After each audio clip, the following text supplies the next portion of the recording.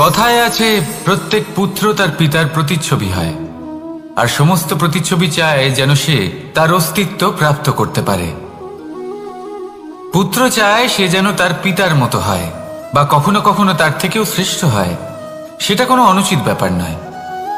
অনুচিত তখন হয় যখন পুত্র নিজের পিতার মতো হবার স্বপ্ন পূরণ করতে গিয়ে বা তার থেকেও শ্রেষ্ঠ হওয়ার স্বপ্ন পূরণে অনুচিত পথের আশ্রয় নেয়।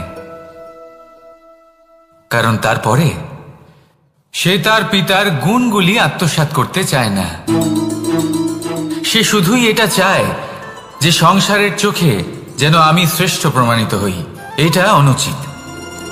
সংসারে এমন অনেক মানুষ আছেন যারা এই কারণে শ্রেষ্ঠ হবার চেষ্টা করেন যাতে তার পরিবারের তার পিতার সম্মান বৃদ্ধি পায়। এমনও মানুষ থাকেন, আর এটাই হলো পার্থক্য উদ্দেশ্যের। মনে রাখবেন, যদি আপনার উদ্দেশ্য শুভ হয় তাহলে পথও শুভ হবে, যদি আপনার উদ্দেশ্য অশুভ হয় তাহলে পথও অশুভ হবে। তাহলে নিজের পিতার মতো হবার চেষ্টা অবশ্যই করুন, তার থেকেও শ্রেষ্ঠ হওয়ার চেষ্টা অবশ্যই করুন, কিন্তু মনে রাখবেন আপনার সংকল্প আর আপনার উদ্দেশ্য এই দুই শুভ হওয়া উচিত। তাহলে আসুন আর আমার সাথে ভালোবেসে বলুন, রাধা রাধা।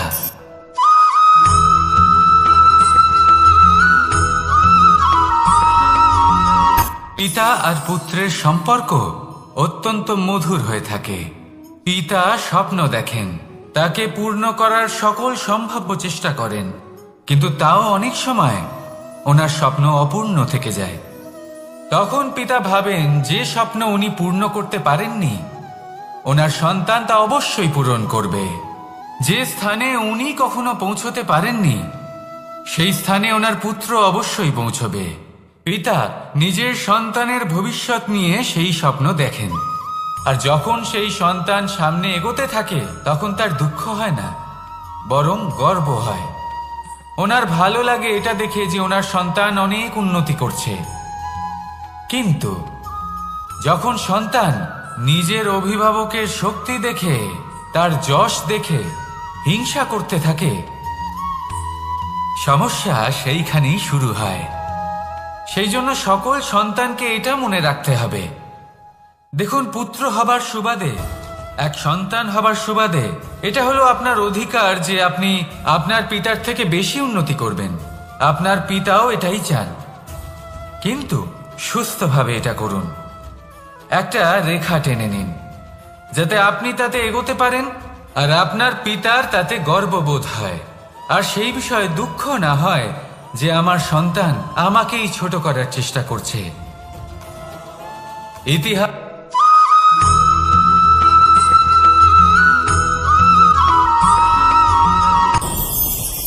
ভয়ের সাথে আমরা সবাই পরিচিত, কষ্টও আমরা সবাই পেয়েছি।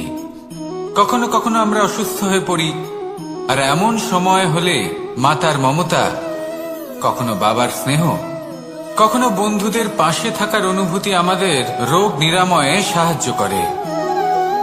কখনো যদি আমরা নিরাশ হয়ে পড়ি, তখন যদি আমাদের কোনো আপনজন আমাদের দুটো ভালো কথা বলে, তখন আমাদের মনোবল বেড়ে যায়। ঠিক তেমন সংসারের এই রঙ্গমঞ্চে যদি আপনি পীড়িত অনুভব করেন, কিছু শুভ কথা আলোচনা করুন, কিছু স্তুতি গান করুন, কিছু মুহূর্তের জন্য হলেও নিজের ইষ্টদেবের কথা স্মরণ করুন আর প্রার্থনা করুন। সাহস বাড়বে, শক্তিও বৃদ্ধি পাবে, এবং সামনে এগিয়ে চলার পথও দেখতে পাবেন। তখন এই মন প্রসন্ন হয়ে বলবে, রাধা রাধা।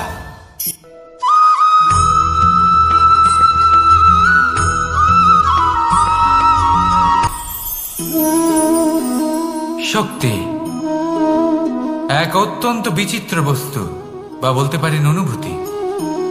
পিতা সবসময় চান যেন তিনি তার শক্তি পুত্রকে। আসুন আপনাকে সহজে বোঝাই। যদি আপনি সুপাত্র হন আর আপনাকে শক্তি দেওয়া হয়, তাহলে আপনি সেই শক্তির গুরুত্ব বুঝবেন, কোথায় সেই শক্তি প্রয়োগ করা উচিত সেটা বুঝবেন। আর এটা যেহেতু অর্জন করা শক্তি হবে, সেই শক্তির অপব্যবহার হবে না। কিন্তু যদি এই আপনি কুপাত্র হন আর যদি আপনাকে এই শক্তি দেওয়া হয় তাহলে কি হবে? দেখতে গেলে এই শক্তি আপনি দান হিসেবে পেয়েছেন, তাই না আপনি এই শক্তির গুরুত্ব বুঝবেন আর না এর প্রয়োগ আপনি জানবেন। তার অপব্যবহার হওয়া সুনিশ্চিত। তাই যদি আপনি কোনো শক্তি অর্জন করতে চান তাহলে আগে তার যোগ্য হয়ে উঠুন, পুত্র নয় পাত্র হয়ে উঠুন। আর আমার সাথে ভালোবেসে বলুন, রাধা রাধা।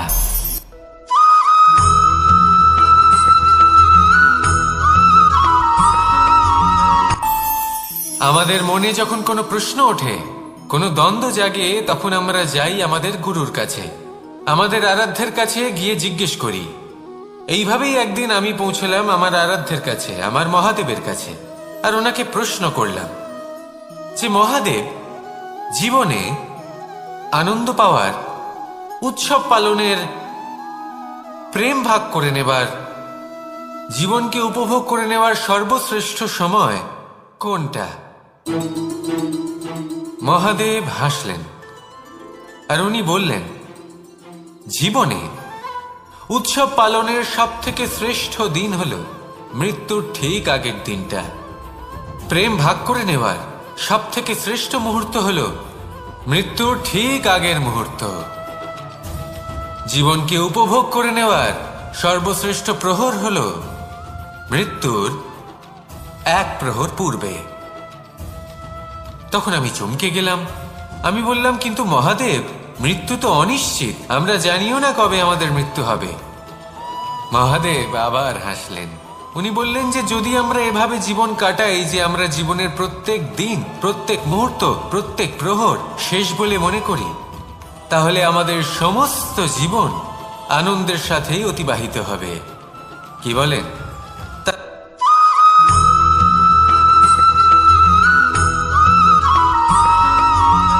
এই সংসারের সব থেকে গুরুত্বপূর্ণ তত্ত্ব কোনটা? প্রথম হলো সময়। জন্ম থেকে মৃত্যু পর্যন্ত এই যে সময়, এটাই তো হলো জীবন।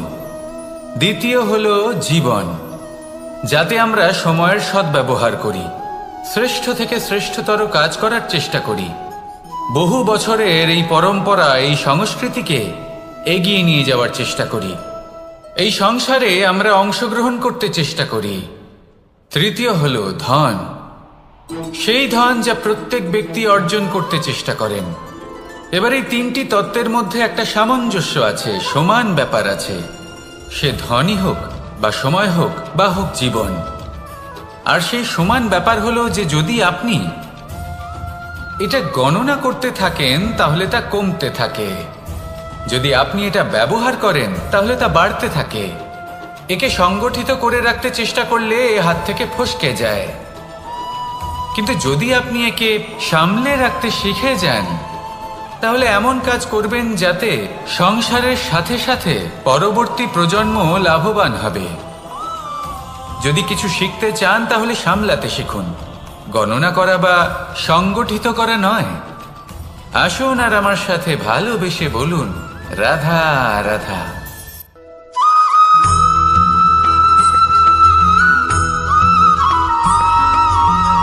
যখন আমরা কোনো বনে প্রবেশ করি তখন এই সবুজ ঘাস দেখে, এই কোমল ঘাস দেখে আমাদের মন প্রফুল্ল হয়ে ওঠে। ভিন্ন ভিন্ন প্রজাতির ফুল, ভিন্ন ভিন্ন রঙের ফুল দেখে এই মন আনন্দে ভরে ওঠে। এখানে শিশুরা আনন্দ লাভ করে, বড়রা ভোজন গ্রহণ করেন, কথাবার্তা বলেন, হাঁটাহাঁটি করে বেড়ান।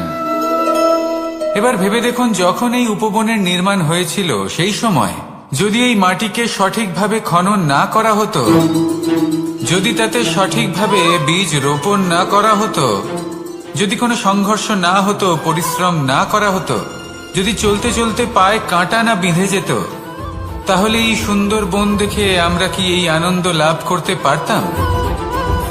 কখনোই নয়।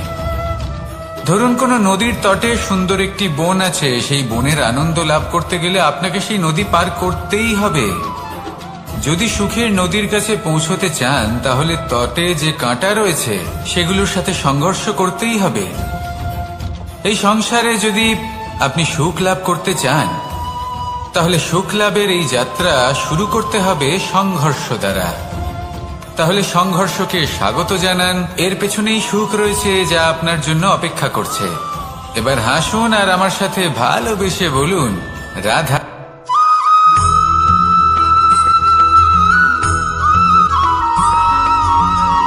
পুরুষার্থ। শাস্ত্রে 4 ধরনের পুরুষার্থের কথা বলা হয়েছে। প্রথম হলো ধর্ম। আপনি কি জানেন এই ধর্ম আসলে কি? আপনার কি মনে হয় ধর্ম আসলে কি? কোনো বিশেষ ঈশ্বরকে মানাই কি ধর্ম বলা হয়? নাকি কোনো বিশেষ রীতি পালন করাই হলো ধর্ম? নাকি কোনো বিশেষ সাহিত্যকে সর্বশ্রেষ্ঠ মনে করাই হলো ধর্ম? না, ধর্ম হলো সেটা যাকে ধারণ করা যেতে পারে। আর ধারণ শুধু সেটাই করা যায় যা পবিত্র। পবিত্র শুধু তাকেই বলা হয় যা নিঃস্বার্থ, যার মধ্যে শাসন করার কোনো ইচ্ছে নেই, যা সরলভাবেই প্রবাহমান, জল এবং বায়ুর মতো। যখন কোনো ব্যক্তি ধর্মকে ধারণ করেন এবং সেই ধর্ম সেই ব্যক্তিকে রক্ষা করে, তখন তাকে ধর্ম বলা হয়। ধর্ম যা রক্ষা করে অহংকার থেকে, খারাপ চিন্তার হাত থেকে।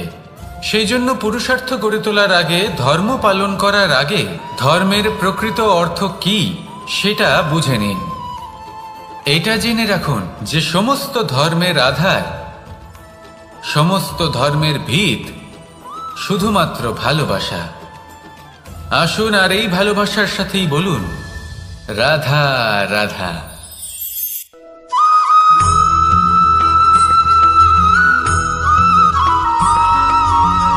মানুষের মানসিকতা এমন হয় যে সে যতটা করে আশা করে যে তার থেকে অনেক বেশি তার বদলে সে পাবে। দেখুন, সবকিছুই আপনার ভাবনা চিন্তার উপর নির্ভর করছে। আপনি যদি ফলের বিষয়ে ভেবে কর্ম করতে থাকেন তাহলে সেটা অনুচিত। জীবনের আসল আনন্দ হলো নিজের কর্ম করতে থাকা, ফলের চিন্তা করা উচিত নয়। যদি আপনি এরকম ভাবেন যে আমি এতটা করছি, আমার এতটা পাওয়া উচিত, সেই ভাবনা অনুচিত। যদি আপনি সেবার মানসিকতা নিয়ে কর্ম করতে থাকেন, কর্মচক্রে প্রবাহিত হন, যদি আপনি এমন ভাবনা রাখেন যে আমি এতটা পাচ্ছি তাই এর থেকে অনেক বেশি আমি কর্ম করব, তাহলে নিশ্চিত রূপে আপনি যতটা করছেন তার থেকে অনেক বেশি আপনি পাবেন। আপনার আশার থেকে অনেক বেশি আপনি পাবেন। শুধু জীবনে অনেক বেশি কাজ করতে থাকুন, ফলের চিন্তা করবেন না। আর মনে রাখবেন, এই ভাবনাই সব থেকে বড় বীজ। কর্মের উপর বিশ্বাস রাখুন। জীবনে যা যা আপনি চান সবই সুখময় হবে। আসুন আর আমার সাথে ভালোবেসে বলুন, রাধা রাধা।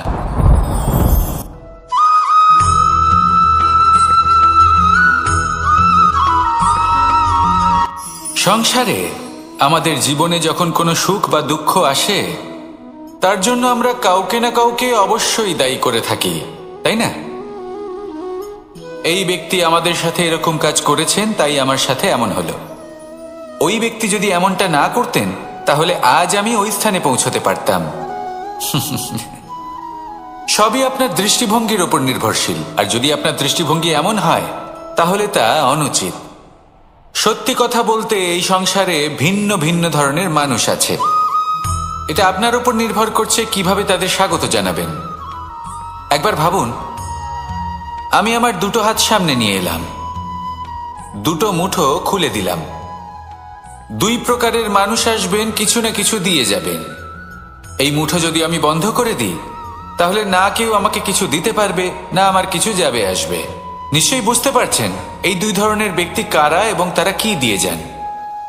আমি যদি নিজের মুঠো খুলে দিই তাহলে কিছু ভালো মানুষ আসবেন, আমাকে আনন্দ, সন্তুষ্টি, জ্ঞান প্রদান করে যাবেন, ভালো অভিজ্ঞতা দিয়ে যাবেন। কোনো খারাপ ব্যক্তি যদি আসেন তাহলে তিনিও খারাপ অভিজ্ঞতা দেবেন, যার থেকে আমি শিক্ষা লাভ করব। এই সব কিছু আমি লাভ করতে পারি।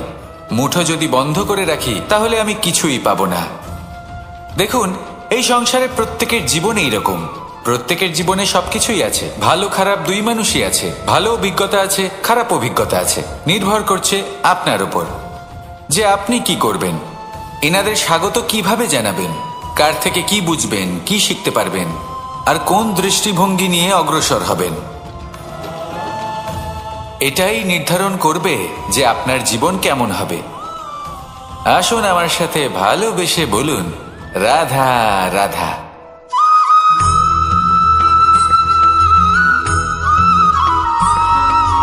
ফিরে আসছিলেন এবং তাদের ফেরার পথে হঠাৎ করে কোথাও থেকে একটি বাছুর চলে এলো। এই দুই বোন ভয়ভীত হয়ে গেলেন আর তাদের হাত থেকে সেই আটা পড়ে গেল, মাটিতে মিশে গেল। এবার এই পুরো ঘটনাক্রমে যদি কারোর বিন্দুমাত্র লাভ হয়ে থাকে, বিন্দুমাত্র আনন্দ পেয়ে থাকে, তাহলে সে কে?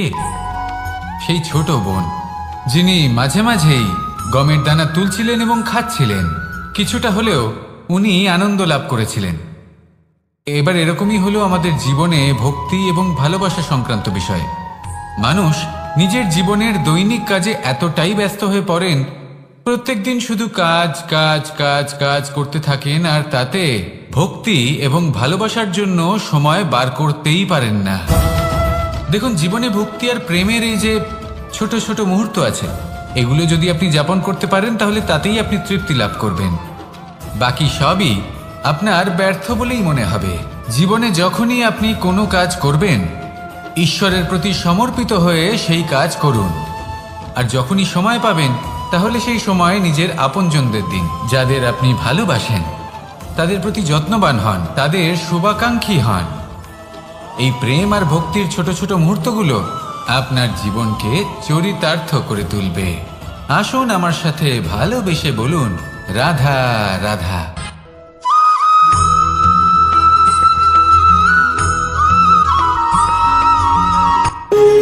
যখন মানুষের মৃত্যু হয় তখন কি হয়? অনেক সংখ্যক মানুষ শোক পালন করতে চলে আসেন। যে ব্যক্তি মৃত্যু লাভ করেছেন তার অনেক বস্তু থাকে যেগুলো তার প্রিয়, যেগুলো তিনি ব্যবহার করেছেন। তার শয্যা, তার বস্ত্র, তার আভূষণ সবকিছু তার থেকে বিচ্ছিন্ন করা হয় এবং খালি হাতে তাকে শ্মশানের উদ্দেশ্যে রওনা করা হয়। আমি আপনাকে এই প্রশ্ন করতে চাই, আপনি এই সংসারে কি অর্জন করেছেন? ধন সম্পত্তি, বস্ত্র, আভূষণ, এই সব কিছু যে আপনি অর্জন করেছেন, আপনার মৃত্যুর পরে তা আপনার থেকে দূর হয়ে যাবে। এর উত্তর হলো একটাই, আপনার কর্ম। শুধু সেটাই আছে যা একান্ত আপনার, আর শুধু সেটাই এই সংসার থেকে চলে যাওয়ার পরেও সংসারেই জীবিত থাকবে। যদি আপনি দুষ্কর্ম করেন, তাহলে এই সংসার আপনাকে একটি অনুচিত উদাহরণ হিসেবে মনে রাখবে যে এই ব্যক্তি খুব পাপী ছিল, অনুচিত কর্ম করতেন। যে পথে তিনি চলেছেন সেই পথে কারোর চলা উচিত নয়। সেখানেই যদি আপনি সৎকর্ম করেন, তাহলে সংসার চিরকাল এটাই বলবে যে খুব ভালো মানুষ ছিলেন, সবাইকে ভালোবাসতেন, সবাইকে সাহায্য করতেন, আমার খুব প্রিয় মানুষ ছিলেন। এটাই হলো শ্রেষ্ঠ কর্ম। সেই জন্য জীবনে শুধুমাত্র ধন সম্পত্তি, আভূষণ এই সব অর্জন করতে গিয়ে নিজের মনোনিবেশ করবেন না। শ্রেষ্ঠ কর্ম করুন। সংসার থেকে চলে যাওয়ার পরেও এই কর্মই এই সংসারে আপনাকে জীবিত রাখবে।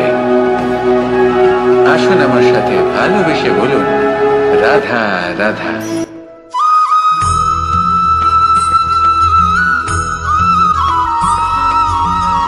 পুরুষার্থ। শাস্ত্রে 4 ধরনের পুরুষার্থের কথা বলা হয়েছে। প্রথম হলো ধর্ম। আপনি কি জানেন এই ধর্ম আসলে কি? আপনার কি মনে হয় ধর্ম আসলে কি? কোনো বিশেষ ঈশ্বরকে মানাই কি ধর্ম বলা হয়? নাকি কোনো বিশেষ রীতি পালন করাই হলো ধর্ম? নাকি কোনো বিশেষ সাহিত্যকে সর্বশ্রেষ্ঠ মনে করাই হলো ধর্ম? না, ধর্ম হলো সেটা যাকে ধারণ করা যেতে পারে। আর ধারণ শুধু সেটাই করা যায় যা পবিত্র। পবিত্র শুধু তাকেই বলা হয় যা নিঃস্বার্থ, যার মধ্যে শাসন করার কোনো ইচ্ছে নেই, যা সরলভাবেই প্রবাহমান, জল এবং বায়ুর মতো। যখন কোনো ব্যক্তি ধর্মকে ধারণ করেন এবং সেই ধর্ম সেই ব্যক্তিকে রক্ষা করে, তখন তাকে ধর্ম বলা হয়। ধর্ম যা রক্ষা করে অহংকার থেকে, খারাপ চিন্তার হাত থেকে। সেই জন্য পুরুষার্থ গড়ে তোলার আগে, ধর্ম পালন করার আগে ধর্মের প্রকৃত অর্থ কি সেটা বুঝে নিন। এটা জেনে রাখুন যে সমস্ত ধর্মের আধার, সমস্ত ধর্মের ভিত শুধুমাত্র ভালোবাসা। আসুন আর এই ভালোবাসার সাথেই বলুন রাধা রাধা।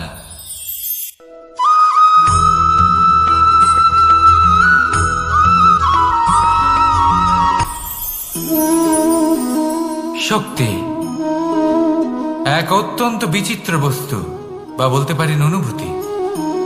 পিতা সবসময় চান যেন তিনি তার শক্তি পুত্রকে। আসুন আপনাকে সহজে বোঝাই। যদি আপনি সুপাত্র হন আর আপনাকে শক্তি দেওয়া হয়, তাহলে আপনি সেই শক্তির গুরুত্ব বুঝবেন, কোথায় সেই শক্তি প্রয়োগ করা উচিত সেটা বুঝবেন। আর এটা যেহেতু অর্জন করা শক্তি হবে, সেই শক্তির অপব্যবহার হবে না।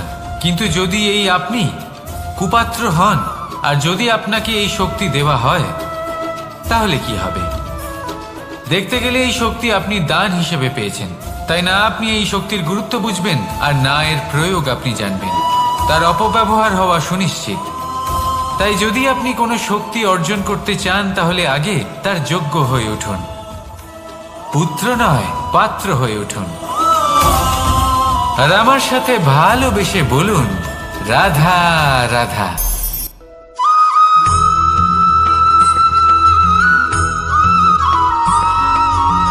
কথায় আছে যে এমন কোনো অক্ষর নেই যার দ্বারা কোনো মন্ত্র হয় না, এমন কোনো বনস্পতি নেই যা নিজেই একটা ঔষধি নয়, পৃথিবীর এমন কোনো ব্যক্তি নেই যার মধ্যে কোনো যোগ্যতা থাকে না। শুধু প্রয়োজন হলো যে ব্যক্তিকে আমরা খুঁজে চলেছি তাকে সঠিকভাবে চিনে নেওয়া। যদি তার যোগ্যতা, তার বিশেষত্ব আমরা বুঝতেই না পারি, তাহলে আর লাভ কি রইল? এই সংসারে এমন অনেক ব্যক্তি রয়েছেন যারা ছোট ছোট অসফলতার কারণে আপনাকে এটা বলে দেবে যে আপনি কোনো কাজের নন, আপনি হলেন মূর্খ, আপনি কিছুই করতে পারবেন না।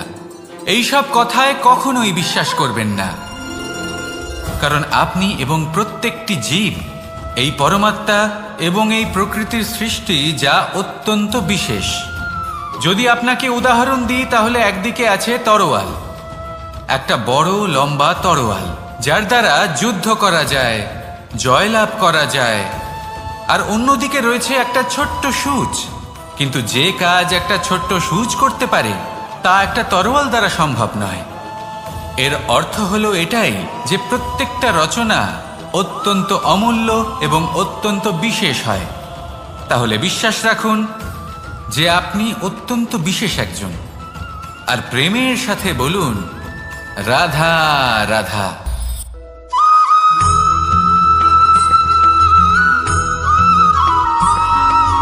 মানুষের একটি সমস্যা আছে যে মানুষ সাফল্যকে মাপতে থাকেন, লক্ষ্যপ্রাপ্তিকে মাপতে থাকেন এবং তার তুলনা করতে থাকেন যে ও এত কিছু পেল আর আমি পেলাম না, ওর কাছে এত কিছু আছে কিন্তু আমার কাছে নেই। এই তুলনা করার জন্য ওনারা দুঃখী হয়ে পড়েন, নিরাশ হয়ে পড়েন। তাই আমি একটা প্রশ্ন করছি যে এটা কি উচিত? এই সংসারে আপনি কি নিয়ে তুলনা করবেন, যেখানে সূর্যদেব চন্দ্রমা দুজনেই আছেন, দুজনেই হলেন বিশেষ, দুজনেই নিজ নিজ সময়ে উদিত হন। এদের মধ্যে একজন না থাকলে তাহলে আমাদের জীবন কঠিন হয়ে পড়বে। ঠিক সেইভাবেই আপনি যদি একটা বড় রেখা অঙ্কন করেন, তাহলে অন্য রেখাটি ছোট হয়ে পড়ে না, সে তেমনই থাকে যেমনটা সে ছিল। আপনার অস্তিত্ব কখনো ছোট বা বড় হতে পারে না। শুধু তুলনা করার জন্য আপনার এটা মনে হতে পারে। যদি আপনি যুদ্ধ করতে চান, আপনার তলোয়ারের প্রয়োজন পড়বে। যদি বস্ত্র তৈরি করতে চান, এত বড় তলোয়ার দিয়ে কিছুই হবে না, তখন প্রয়োজন পড়বে একটা ছোট্ট সূচের। তাই তুলনা করবেন না, না নিজেকে ছোট মনে করবেন, না অন্য কাউকে। সবার সাথে সহযোগিতা করুন, আর যদি তুলনা করতেই হয় নিজের সাথে করুন, যে কাল আমি কেমন ব্যক্তি ছিলাম, আজ কি তার থেকে শ্রেষ্ঠ হয়ে উঠতে পেরেছি? ভেবে দেখুন ভবিষ্যতে গিয়ে আপনি কতটা শ্রেষ্ঠ ব্যক্তি হতে পারেন। আসুন আমার সাথে ভালোবেসে বলুন রাধা রাধা।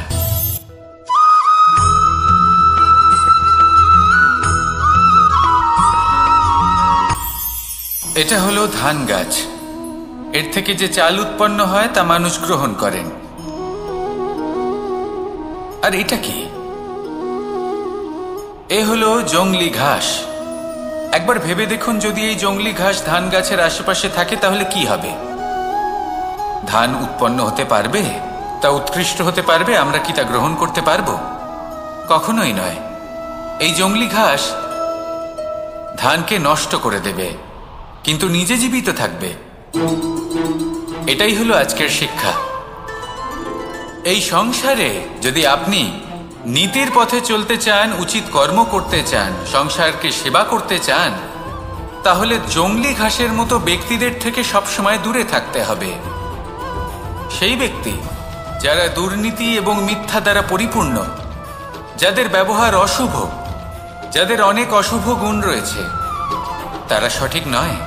সেই সকল ব্যক্তি যাদের চরিত্র অত্যন্ত দুষ্ট হয়, তারা হয় শুভ চরিত্রের ব্যক্তিকে একদম নষ্ট করে দেয়, নয় নিজের মতো বানিয়ে তোলে।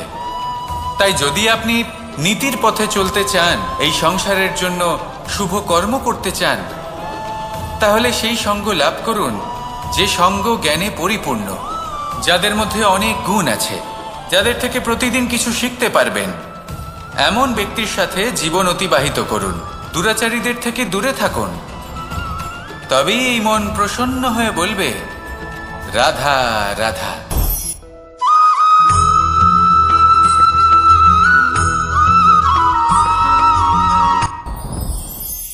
সাথী।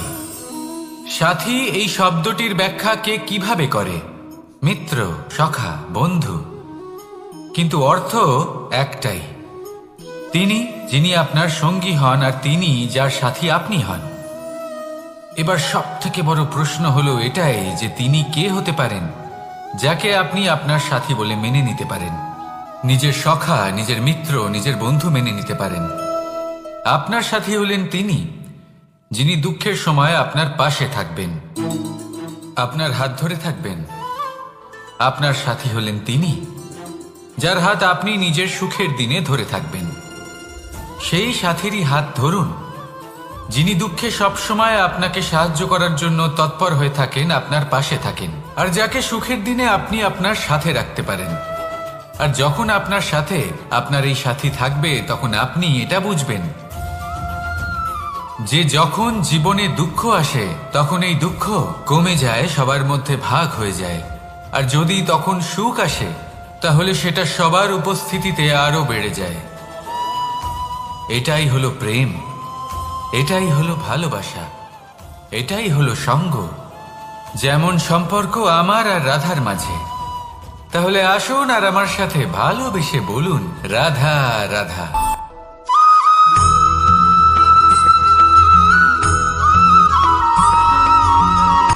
কথায় আছে, অন্ধকারে প্রদীপ প্রজ্বলিত করলে চতুর্দিক আলোকিত হয়। কিন্তু যদি এই প্রদীপ আমি সূর্যের আলোর সম্মুখে সকালবেলায় প্রজ্বলিত করে রেখে দিই, তাহলে কি হবে? আপনি বলবেন যে এটা করে তো কোনো লাভই হলো না।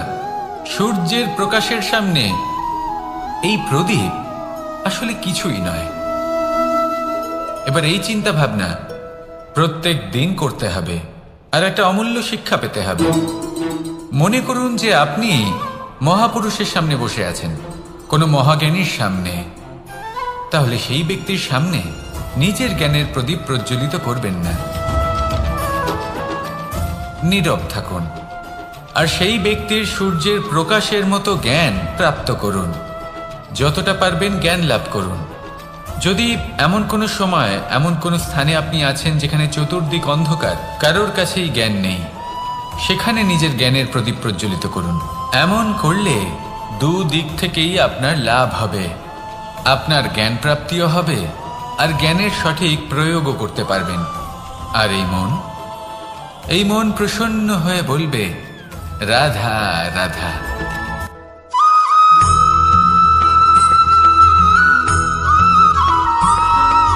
প্রত্যেক মানুষ নিজের জীবনে হীরক তথা হীরে এবং দর্পণ এই দুই দেখেছেন। এই দুই হলো সাদা, এবং এরা দুজনেই আলোর প্রতিফলন ঘটায়, এবং এরা দুজনেই উজ্জ্বল হয়ে ওঠে। আপনি হয়তো মনে মনে ভাবছেন যে এটা কি ধরনের তুলনা করছি। একটা হিরে তো রত্ন, তার মূল্য দর্পণের থেকে অনেক গুণ বেশি। কিন্তু হিরে থাকাতে দর্পণের মূল্য কিন্তু কোনো অংশে কমে যায় না, তাই না? মানুষ যখন হিরে নিজের হাতে নেয় তখন সবার আগে কি খোঁজে? দর্পণ, যাতে তার মধ্যে দিয়ে দেখে সে বুঝতে পারে যে সেই হিরে আদৌ তার শোভাবর্ধন করছে কিনা, তাকে ভালো দেখাচ্ছে কিনা, প্রসাধনের জন্য সেটা ব্যবহার করা ঠিক হবে কিনা। অর্থাৎ হীরের উপস্থিতিতে দর্পণের গুরুত্ব কম হলো না, দর্পণের কারণে হীরের মূল্য বোঝা গেল। আমাদের জীবনেও ঠিক এরকমই ঘটে। আপনারা যদি সংসারে নিজের আশেপাশে দেখেন, এমন অনেক মানুষ দেখতে পাবেন যারা নিজেদের ক্ষেত্রে মহান স্থানে পৌঁছেছেন, নিপুণ এবং শ্রেষ্ঠ হয়েছেন। আর তাদের মধ্যে আপনার নিজের মনে হয় যেন আপনি হলেন দর্পণ। নিজেকে ছোট মনে করবেন না। আপনার মূল্য কম হচ্ছে না, আপনার নিজস্ব মূল্য আছে। আর যদি আপনার অস্তিত্ব না থাকে তাহলে ওনাদের অস্তিত্বের মূল্য সংসার বুঝতেই পারবে না। জীবনে সবসময় চেষ্টা করবেন যাতে আপনি আরো বেশি শ্রেষ্ঠ হয়ে উঠতে পারেন। আপনি নিজে যে স্থানে আছেন সেটাকে ছোট মনে করবেন না, তারও নিজস্ব একটা মূল্য আছে। যদি আপনি হিরে হয়ে থাকেন তাহলে অহংকার করবেন না, যদি আপনি দর্পণ হয়ে থাকেন তাহলে নিজেকে ছোট মনে করবেন না। আসুন আর আমার সাথে ভালোবেসে বলুন, রাধা রাধা।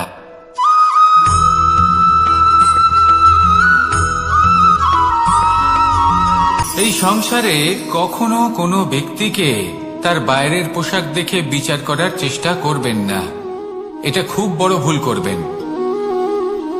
যেমন আমরা জীবনে অনেক সময় এমন করি, ধরুন কোথাও একটা গাছ দেখলাম, খুব বিশাল আকারের একটা গাছ, যেটা মাটির থেকে অনেক উঁচুতে পৌঁছে গেছে, যার বিশাল শাখা আছে। সেগুলো দেখে আমরা ভাবি যে এই গাছে হয়তো কত সুস্বাদু ফল আছে, আমরা সেই গাছের পরিচর্যা করতে থাকি। আবার অন্যদিকে হলো একটি তৃণ, যেটা মাটি থেকে কিছুটা উঁচুতে পৌঁছেছে, কিন্তু সেই তৃণর নিচে, মাটির নিচে অত্যন্ত সুস্বাদু ফল বা সবজি জন্ম নেয়, যা আমাদের স্বাস্থ্যের পক্ষে অত্যন্ত উপকারী। সেই জন্য কখনো আবরণ দেখে কাউকে বিচার করতে চেষ্টা করবেন না। তার বদলে এটা বোঝার চেষ্টা করুন যে আপনার সামনে যে ব্যক্তি আছে বা বস্তু আছে তার বিশেষত্ব কি। যদি এই বিশেষত্ব বোঝার ক্ষমতা আপনি অর্জন করেন, যদি এই শিল্প আপনি নিজের ভেতরে জাগ্রত করেন, তাহলে এই সংসারে বিশেষত্ব কি সেটা আপনি জানতে পারবেন। আর এই সমস্ত খেলা দৃষ্টি থেকে নয়, দৃষ্টিভঙ্গি থেকে জন্ম নেয়। দৃষ্টিভঙ্গি সবসময় শুভ রাখুন আর আমার সাথে ভালোবেসে বলুন, রাধা রাধা।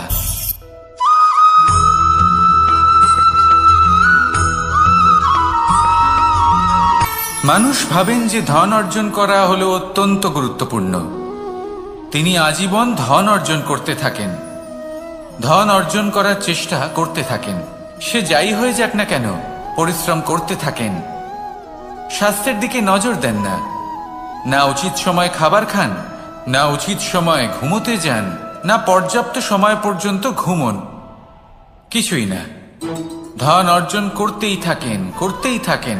আর কিছু সময় পরে যখন তিনি অসংখ্য ধন লাভ করে ফেলেন, তখন তার সাথে ওনার শরীরে অনেক রোগ বাসা বাঁধে।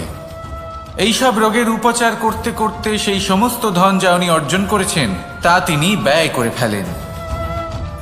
শেষ পর্যন্ত কি হয়? আমরা যেভাবে এসেছি ঠিক সেইভাবেই ফিরে যাই, ধন এখানেই থেকে যায়। দেখুন, একটা অত্যন্ত গুরুত্বপূর্ণ কথা রয়েছে যে আপনার বোঝা উচিত। এই যে ধন, তার ব্যবহার করুন জীবনকে আরো ভালো করে তোলার জন্য। ধনের সদ্ব্যবহার করা উচিত, এমন যেন না হয় এই ধন আপনাকে ভোগ করে ফেলে। এই জীবনকে নিশ্চিত রূপে আরো শ্রেষ্ঠ করে তুলুন। কিন্তু এই ধন অর্জন করার এই প্রক্রিয়াতে নিজের সারা জীবনকে নষ্ট করে ফেলবেন না। এই জীবন উপভোগ করতে শিখুন আর আমার সাথে ভালোবেসে বলুন, রাধা রাধা।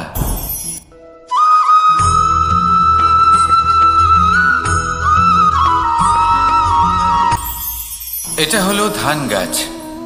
এর থেকে যে চাল উৎপন্ন হয় তা মানুষ গ্রহণ করেন। আর এটা কি? এ হলো জংলি ঘাস।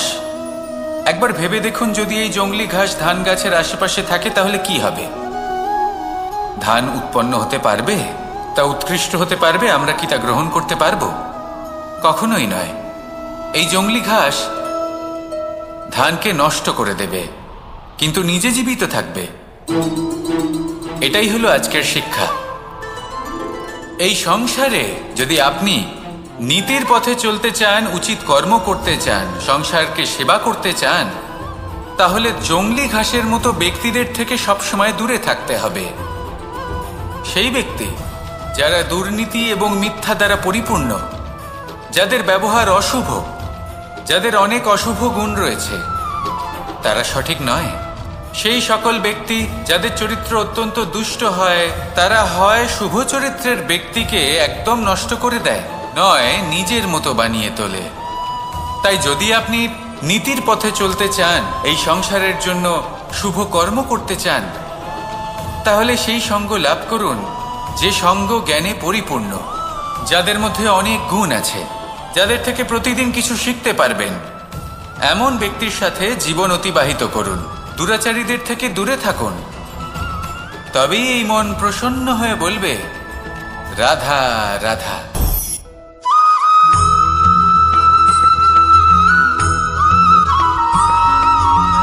এই সংসারে সব থেকে বেশি কোমল বস্তু হলো রেশম। এই রেশম এতটাই কোমল হয় যে এর পুরো একটা থান শুধুমাত্র একটা হাতে ধরা সম্ভব। কখনো ভেবে দেখেছেন এই রেশম কিভাবে হয়? একটি কীট তার লালার দ্বারা উৎপন্ন হয়।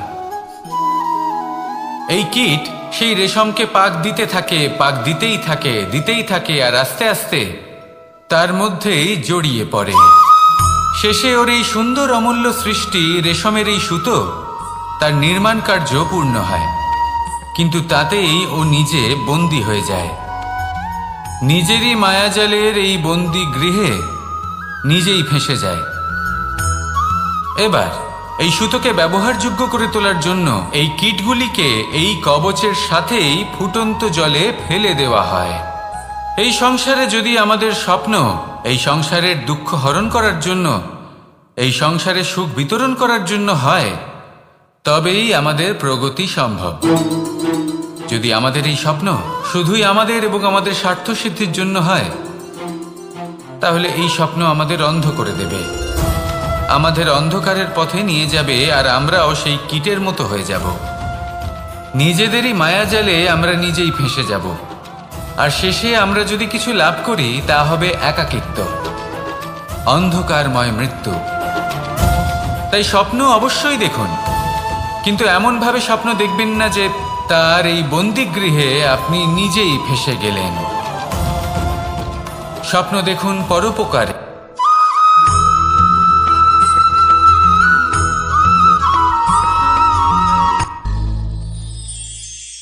শিশিরের বিন্দু পাতার ওপর পড়ে আর তার গায়ে লেগে থাকে। পাতা তাকে শুষে নিতে পারে না, আর শেষ পর্যন্ত সে ঝরে পড়ে যায়। অন্যদিকে রয়েছে মেঘ এবং চাতক। এদের মধ্যে অনেক দূরত্ব থাকে। মেঘ থাকে আকাশে আর চাতক থাকে ধরিত্রীতে। কিন্তু যখন এই মেঘ থেকে বৃষ্টি ঝরে পড়ে, এই চাতক কিন্তু সেই জলই পান করে, নয়তো সে তৃষ্ণার্ত থেকে যায়। এবার অন্যদিকে দেখলাম শিশির বিন্দু আর পাতার এই সম্পর্ক। এরা খুব কাছাকাছি থাকে, ঘনিষ্ঠও থাকে। অন্যদিকে রয়েছে মেঘ এবং চাতকের সম্পর্ক, যাদের মধ্যে অনেক দূরত্ব থাকা সত্ত্বেও তারা খুব ঘনিষ্ঠ, তাই না? এই সারমর্ম খুব সরল। এই নৈকট্য, এই দূরত্ব, তা আপনার সম্পর্কে প্রভাব কিছুতেই ফেলতে পারে না। এই নৈকট্য, এই দূরত্ব, এইসব হলো শুধুমাত্র মনের ব্যাপার। কখনো আপনি অনুভব করেছেন আপনি কারোর থেকে অনেক অনেক দূরে আছেন, অনেক দূরে আছেন, তাও সেই ব্যক্তির প্রতি আপনি টান অনুভব করেন। সেখানে আপনি কারোর সাথে প্রত্যেক দিন অতিবাহিত করেন, সমস্ত জীবন অতিবাহিত করেন, সব থেকে বেশি সময় তার সাথে অতিবাহিত করেন, তাও তার প্রতি সেই টান অনুভব করেন না। এই সংকেত হলো মনের দূরত্বের। তাহলে মনের এই দূরত্ব দূর করুন আর আমার সাথে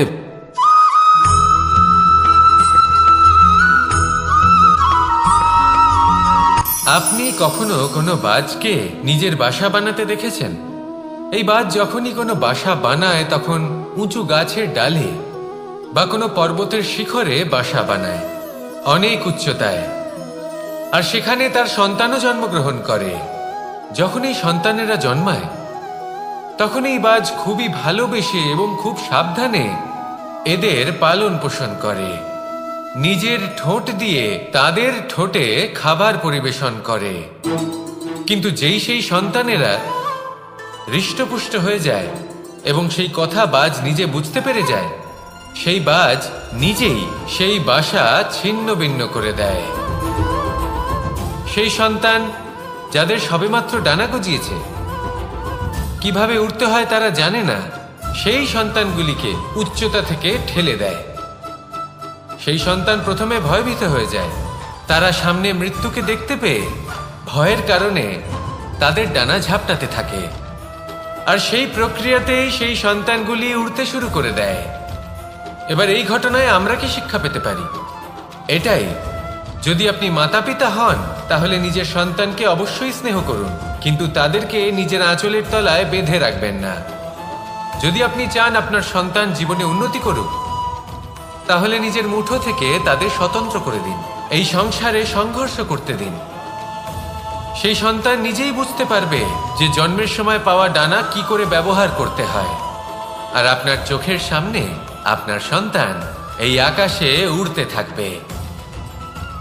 তাহলে আসুন আমার সাথে ভালোবেসে বলুন, রাধা রাধা।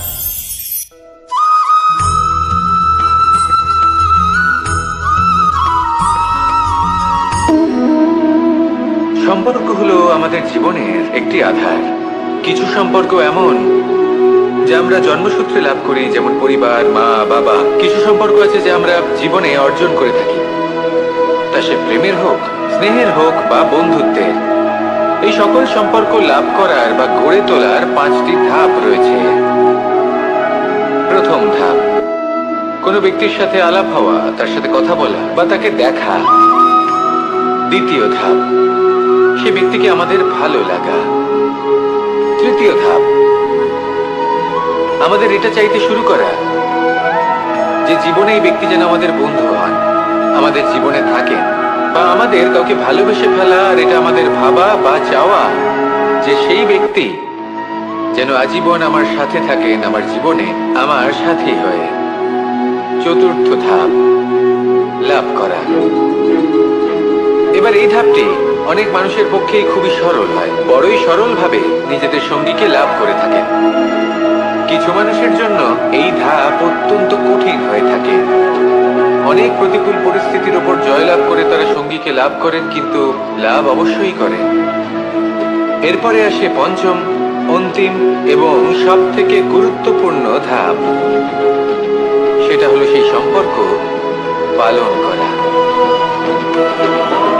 এটা হলো এমন এক বিষয় যা প্রত্যেক মানুষের শেখা উচিত। যদি ব্যক্তি নিজের জীবনে সম্পর্ক রক্ষা করতে শিখে যান, তবে প্রত্যেক সম্পর্ক তার জীবনকে স্বর্গ করে তুলবে।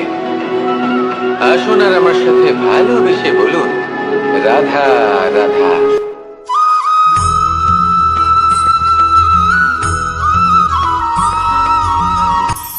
কখনো কোনো বাগানের কোনো বৃক্ষকে দেখেছেন যেখানে সুগন্ধি ফুল থাকে, রসালো ফল থাকে? তখন মন প্রফুল্ল হয়ে ওঠে, মন থেকে সেই বৃক্ষের প্রতি ভালোবাসা জন্মায়। কিন্তু যিনি বাগানের মালিক, শুধুমাত্র তিনিই জানেন যে কিভাবে এই বৃক্ষকে আগলে রাখতে হয়, কিভাবে তার পরিচর্যা করলে এতে সুন্দর সুগন্ধি ফুল হবে, রসালো ফল হবে। কখনো কখনো প্রয়োজনের থেকে বেশি রোদ পেলে এই বৃক্ষগুলি শুকিয়ে যায়, প্রয়োজনের থেকে কম রোদ পেলেও এই বৃক্ষ কিন্তু শুকিয়ে যায়। প্রয়োজনের থেকে কম জল যদি পায়, এই বৃক্ষ শুকিয়ে যেতে পারে। প্রয়োজনের থেকে অতিরিক্ত জল যদি পায়, তখনও এই বৃক্ষের শিকড়গুলি নষ্ট হয়ে যেতে পারে। এবার এটাই কিন্তু আমাদের সংসারের সাথেও হয়। আমাদের সংসারের সকল প্রতিভাশালী ব্যক্তি, যেমন লেখক, বিচারক, প্রবক্তা, যোদ্ধা, এদের সবার ক্ষেত্রে এই কথাটাই প্রযোজ্য। যদি বেশি প্রশংসা করা হয় তাহলেও এরা হারিয়ে যাবেন। প্রয়োজনের থেকে বেশি যদি নিন্দা করা হয় তখনও তারা নত হয়ে পড়বেন।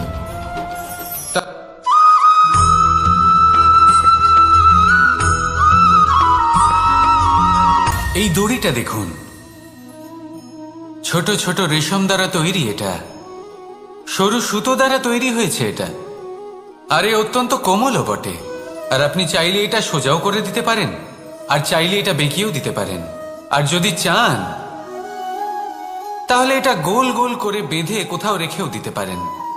এবার এই কোমল দড়ি যদি কোনো নিষ্ঠুর কঠিন পাথরে বারংবার জড়িয়ে দেওয়া হয় তাহলেও তাকেও কাটতে পারে, নিজের ছাপ ছেড়ে যেতে পারে, সেটার আকারও বদলে ফেলতে পারে। এবার এর কারণ কি? এর কারণ হলো অভ্যাস আর নিরন্তর প্রচেষ্টা। যদি আপনিও চেষ্টা করেন আর নিরন্তর কর্ম করে যান, তাহলে আপনার প্রারব্ধ পাথরের মতো কঠিনই হোক না কেন, তাতে ভাঙন ধরিয়েও আপনি নিজের লক্ষ্যে অবশ্যই পৌঁছতে পারবেন। একটা গুরুত্বপূর্ণ কথা মনে রাখবেন,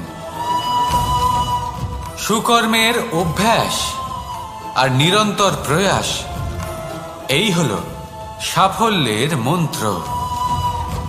তাহলে জীবনে এই মন্ত্র আনুন আর আমার সাথে ভালোবেসে বলুন, রাধা রাধা।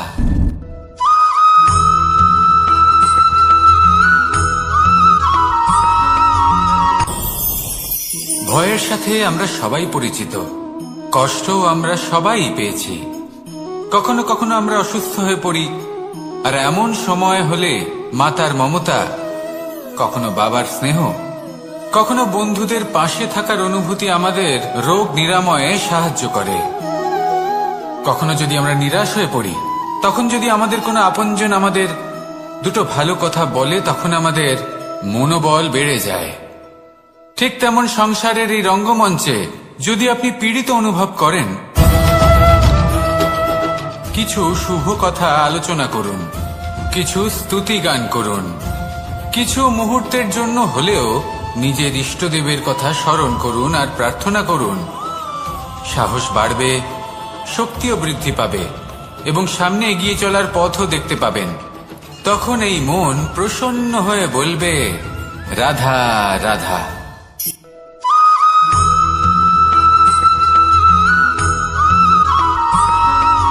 জীবনে যখন কোনো ব্যক্তি নিজের লক্ষ্য প্রাপ্তির জন্য নিরন্তর পরিশ্রম করতে থাকেন, চেষ্টা করতে থাকেন, তখন তিনি কষ্ট অনুভব করেন, কখনো শারীরিক কষ্ট, কখনো মানসিক কষ্ট।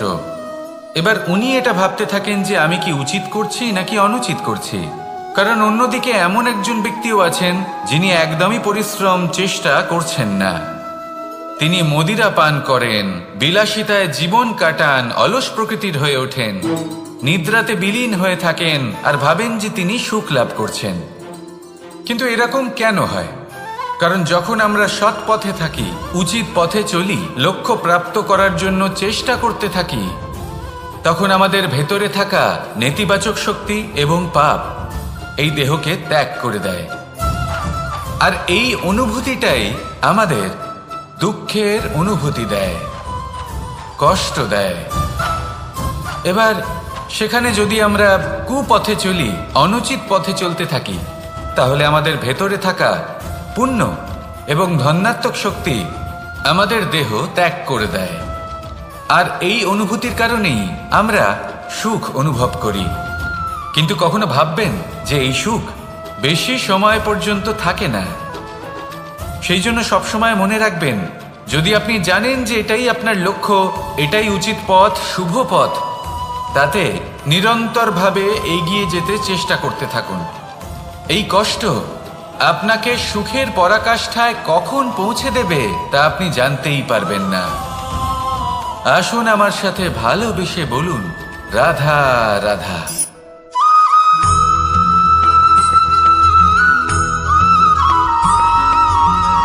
মানুষের মানসিকতা এমন হয় যে সে যতটা করে আশা করে যে তার থেকে অনেক বেশি তার বদলে সে পাবে।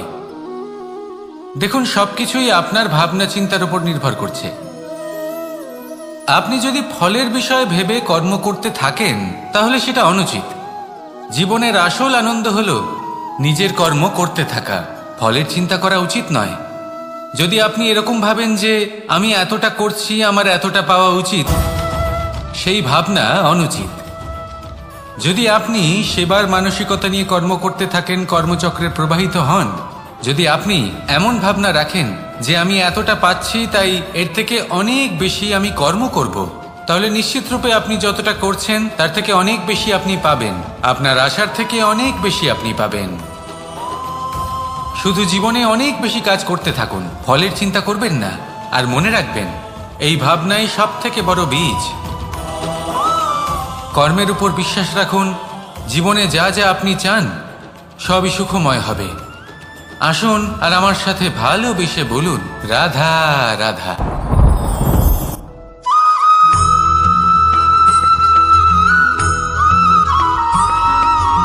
আমাদের শরীর প্রকৃতির সর্বশ্রেষ্ঠ রচনা। যে অঙ্গ প্রত্যঙ্গ আমরা লাভ করেছি প্রত্যেকটির মধ্যে একটি নিজস্ব বার্তা রয়েছে। একটু ভেবে দেখুন, দুটি চোখ দিয়েছে দেখার জন্য, দুটি কান দিয়েছে শোনার জন্য,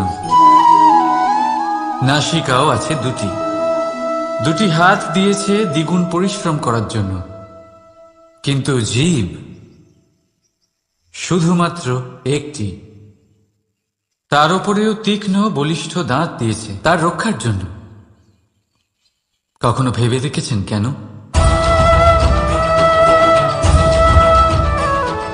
কারণ শব্দ আর শব্দের প্রয়োগ মানুষের সবচেয়ে বড় অস্ত্র, যার প্রয়োগ যত ভেবেচিন্তে করা যায় মানুষ তার জীবনে ততটাই উপরে উঠতে পারে। তাহলে মনে রাখুন, দেখুন, শুনুন আর বুঝুন বেশি, বলুন কম। রাধা রাধা।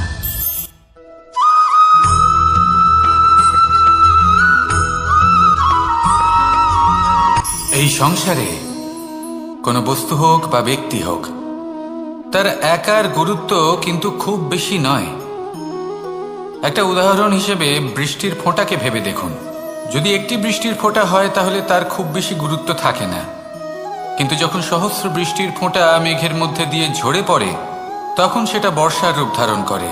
সেই বর্ষা যা এই প্রকৃতিকে শান্ত করে। সেইভাবেই পাথরের ছোট টুকরো, তার খুব বেশি গুরুত্ব থাকে না, কিন্তু যখন অসংখ্য পাথরের টুকরো একত্রিত হয় তখন তা পর্বতের আকার ধারণ করে। সেইভাবেই কিছু মানুষ যখন একত্রিত হন তখন তৈরি হয় পরিবার, কিছু পরিবার যখন একত্রিত হয় তখন তৈরি হয় সমাজ, যখন অনেক সংখ্যক সমাজ একত্রিত হয় তখন তৈরি হয় রাজ্য। এবার এই রাজ্যের সব থেকে গুরুত্বপূর্ণ ব্যক্তি হতে পারেন রাজা, কিন্তু তাও সেই রাজা একা কিছু করতে পারেন না। যুদ্ধ লড়ার সময় তারও নিজের সৈন্যদলকে প্রয়োজন পড়ে।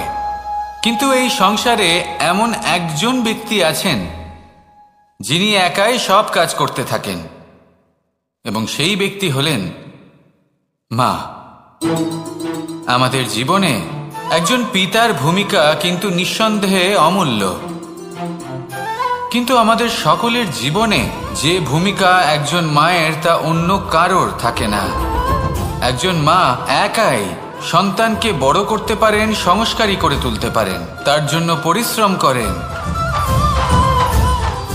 আর এত কিছু কাজ করার পরেও তার কাজের জন্য তিনি প্রশংসা অবশ্য পান না। উল্টে যদি সেই সন্তান অনুচিত পথে চালিত হয়, অনুচিত কর্ম করে, তখন সেই মাকেই অপবাদের পাত্র হয়ে উঠতে হয়।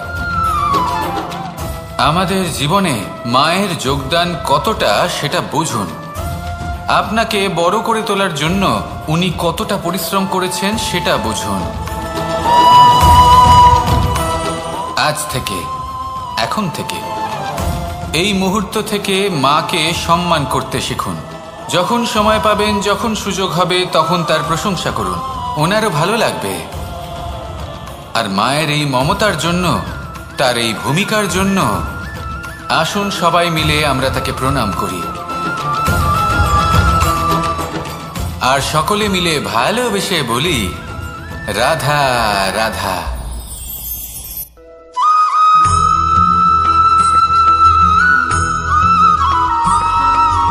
ফিরে আসছিলেন এবং তাদের ফেরার পথে হঠাৎ করে কোথাও থেকে একটি বাছুর চলে এলো। এই দুই বোন ভয়ভীত হয়ে গেলেন আর তাদের হাত থেকে সেই আটা পড়ে গেল, মাটিতে মিশে গেল। এবার এই পুরো ঘটনাক্রমে যদি কারোর বিন্দুমাত্র লাভ হয়ে থাকে, বিন্দুমাত্র আনন্দ পেয়ে থাকে, তাহলে সে কে? সেই ছোট বোন, যিনি মাঝে মাঝেই গমের দানা তুলছিলেন এবং খাচ্ছিলেন। কিছুটা হলেও উনি আনন্দ লাভ করেছিলেন। এবার এরকমই হলো আমাদের জীবনে ভক্তি এবং ভালোবাসা সংক্রান্ত বিষয়। মানুষ নিজের জীবনের দৈনিক কাজে এতটাই ব্যস্ত হয়ে পড়েন, প্রত্যেকদিন শুধু কাজ কাজ কাজ কাজ করতে থাকেন, আর তাতে ভক্তি এবং ভালোবাসার জন্য সময় বার করতেই পারেন না। দেখুন, জীবনে ভক্তি আর প্রেমের এই যে ছোট ছোট মুহূর্ত আছে, এগুলো যদি আপনি যাপন করতে পারেন তাহলে তাতেই আপনি তৃপ্তি লাভ করবেন। বাকি সবই আপনার ব্যর্থ বলেই মনে হবে। জীবনে যখনই আপনি কোনো কাজ করবেন, ঈশ্বরের প্রতি সমর্পিত হয়ে সেই কাজ করুন। আর যখনই সময় পাবেন, তাহলে সেই সময় নিজের আপনজনদের দিন। যাদের আপনি ভালোবাসেন তাদের প্রতি যত্নবান হন, তাদের শুভাকাঙ্ক্ষী হন। এই প্রেম আর ভক্তির ছোট ছোট মুহূর্তগুলো আপনার জীবনকে চরিতার্থ করে তুলবে। আসুন আমার সাথে ভালোবেসে বলুন, রাধা রাধা।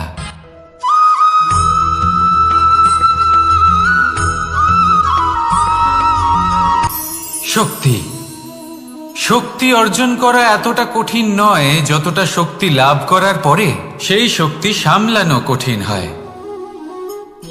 কারণ যেই মানুষ শক্তি লাভ করে তার মনে গর্ববোধ জন্মায়, জন্মায় অহংকার, জন্মায় জেদ।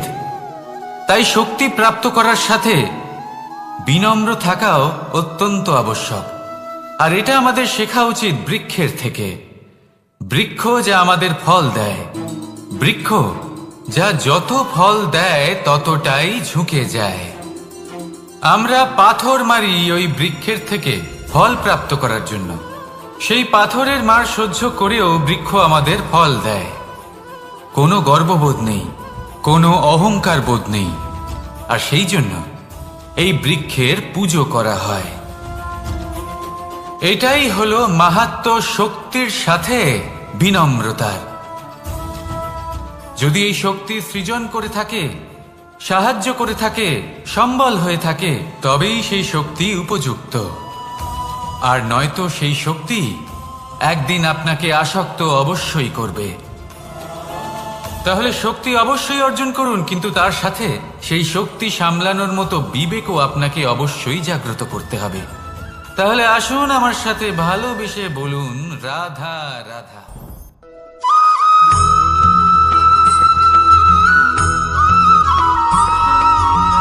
যখন আমরা কোনো বনে প্রবেশ করি, তখন এই সবুজ ঘাস দেখে, এই কোমল ঘাস দেখে আমাদের মন প্রফুল্ল হয়ে ওঠে। ভিন্ন ভিন্ন প্রজাতির ফুল, ভিন্ন ভিন্ন রঙের ফুল দেখে এই মন আনন্দে ভরে ওঠে। এখানে শিশুরা আনন্দ লাভ করে, বড়রা ভোজন গ্রহণ করেন, কথাবার্তা বলেন, হাঁটাহাঁটি করে বেড়ান। এবার ভেবে দেখুন, যখন এই উপবনের নির্মাণ হয়েছিল সেই সময় যদি এই মাটিকে সঠিকভাবে খনন না করা হতো, যদি তাতে সঠিকভাবে বীজ রোপণ না করা হতো, যদি কোনো সংঘর্ষ না হতো, পরিশ্রম না করা হতো, যদি চলতে চলতে পায়ে কাঁটা না বিঁধে যেত, তাহলে এই সুন্দর বন দেখে আমরা কি এই আনন্দ লাভ করতে পারতাম? কখনোই নয়। ধরুন কোনো নদীর তটে সুন্দর একটি বন আছে, সেই বনের আনন্দ লাভ করতে গেলে আপনাকে সেই নদী পার করতেই হবে। যদি সুখের নদীর কাছে পৌঁছতে চান, তাহলে তটে যে কাঁটা রয়েছে সেগুলোর সাথে সংঘর্ষ করতেই হবে। এই সংসারে যদি আপনি সুখ লাভ করতে চান, তাহলে সুখ লাভের এই যাত্রা শুরু করতে হবে সংঘর্ষ দ্বারা। তাহলে সংঘর্ষকে স্বাগত জানান, এর পেছনেই সুখ রয়েছে যা আপনার জন্য অপেক্ষা করছে। এবার হাসুন আর আমার সাথে ভালোবেসে বলুন, রাধা।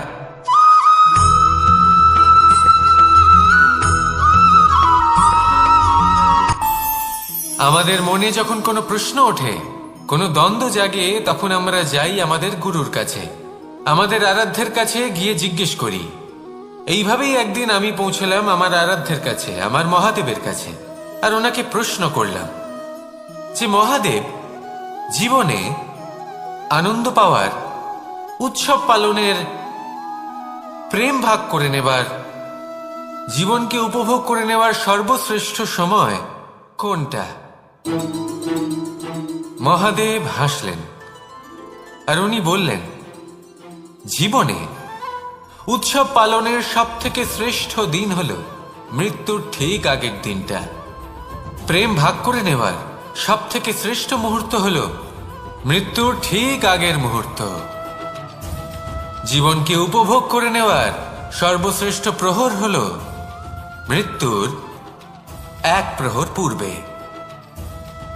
তখন আমি চমকে গেলাম। আমি বললাম, কিন্তু মহাদেব, মৃত্যু তো অনিশ্চিত, আমরা জানিও না কবে আমাদের মৃত্যু হবে। মহাদেব আবার হাসলেন। উনি বললেন যে যদি আমরা এভাবে জীবন কাটাই যে আমরা জীবনের প্রত্যেক দিন, প্রত্যেক মুহূর্ত, প্রত্যেক প্রহর শেষ বলে মনে করি, তাহলে আমাদের সমস্ত জীবন আনন্দের সাথেই অতিবাহিত হবে। কি বলেন?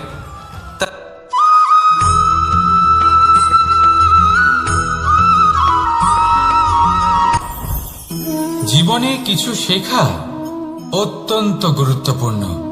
এবার কি কি শিখতে হবে সেই সব শেখানোর জন্য অনেক শিক্ষক রয়েছেন, কিন্তু কি শিখবেন না আর কি করবেন না এটা আমাদের নিজের অভিজ্ঞতা দিয়ে শিখতে হয়। কিন্তু তার মানে এটা নয় যে যদি আপনাকে শিখতে হয় যে আগুনের তাপ কতটা, আপনাকে আগুনের মধ্যে হাত দিতে হবে। না, অন্য কারোর অভিজ্ঞতা দ্বারাও শিখতে পারেন। প্রশ্ন শুধুমাত্র একটাই যে আপনি কি শিখতে চান নাকি চান না। যদি আপনি এটাই ভাবেন যে আমি শুধুই নিজের অভিজ্ঞতা দ্বারাই শিখতে চাই, তাহলে জীবনকাল ছোট মনে হবে, অনেক কিছুই শিখতে পারবেন না। তাই নিজের সাথে সাথে বড়দের অভিজ্ঞতা দ্বারাও শেখা শুরু করে দিন। এই সংসারের অভিজ্ঞতা দ্বারা শিখতে শুরু করে দিন। আর এটা নিশ্চিত রূপে শেখা আবশ্যক যে কখন কি করবেন না, কোথায় থামতে হবে আর কোথায় থামবেন না। তাহলে আসুন আর আমার সাথে ভালোবেসে বলুন, রাধা রাধা।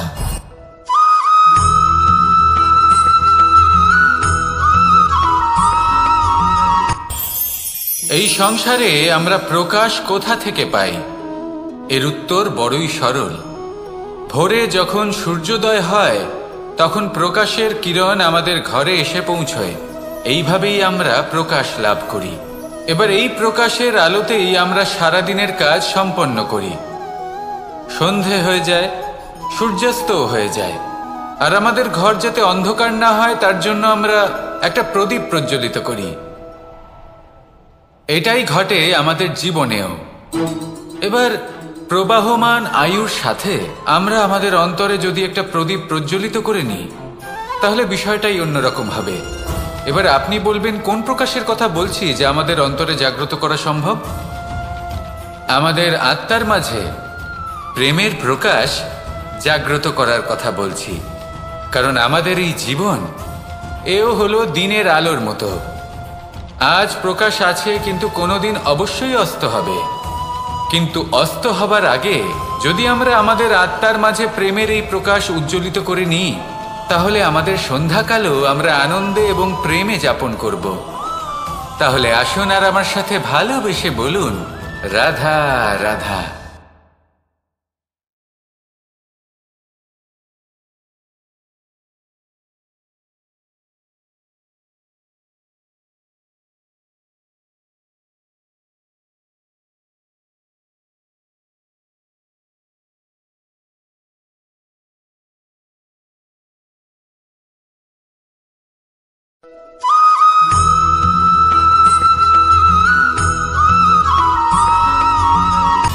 সময়, জীবন, কাল। দেখতে গেলে এই তিনটি শব্দ একটি শব্দেরই সমার্থক শব্দ মনে হয়, কিন্তু এই শব্দগুলির অর্থ কি সমান?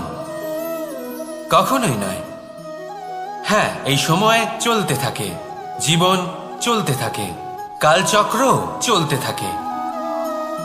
এই সময় কেটে যায়, কিন্তু এই জীবন একে যাপন করতে হয়। কি বলেন? এই জীবনে কিছু করুন বা কিছু না করুন, জীবন এমনি কেটে যাবে, আপনি জানতেও পারবেন না। কিন্তু সেটা আমাদের উদ্দেশ্য নয়, একে যাপন করতে হবে। এই জীবনে প্রেরণা পেতে শিখুন, প্রেরণা দিতে শিখুন, আহ্বান গ্রহণ করতে শিখুন, আহ্বান জানাতে শিখুন, মহান কাজ করতে শিখুন, ধন্যাত্মক বোধ জাগিয়ে তুলুন। জীবন অতিবাহিত করার অর্থ কি তা আপনি শিখে যাবেন। কারণ সময় কেটে যায়, সমস্ত যুগ কেটে যায়, কিন্তু জীবনের রীতি জীবন কাটিয়ে দেওয়া নয়, জীবন যাপন করা। এই জীবন সম্পূর্ণরূপে অনুভব করতে হবে, নতুন পথ বানাতে হবে। এবারে যদি এই জীবন বাঁচার সময় একবার ভেবে দেখুন, যদি মনে প্রেম থাকে, সদ্ভাবনা থাকে, তাহলে কি হবে? এই জীবনকে বাঁচার অনুভূতিটাই অন্যরকম হয়ে যাবে, একটা আনন্দময় অনুভূতি লাভ করবেন। তাহলে এটাই করুন, আর আমার সাথে ভালোবেসে বলুন, রাধা রাধা।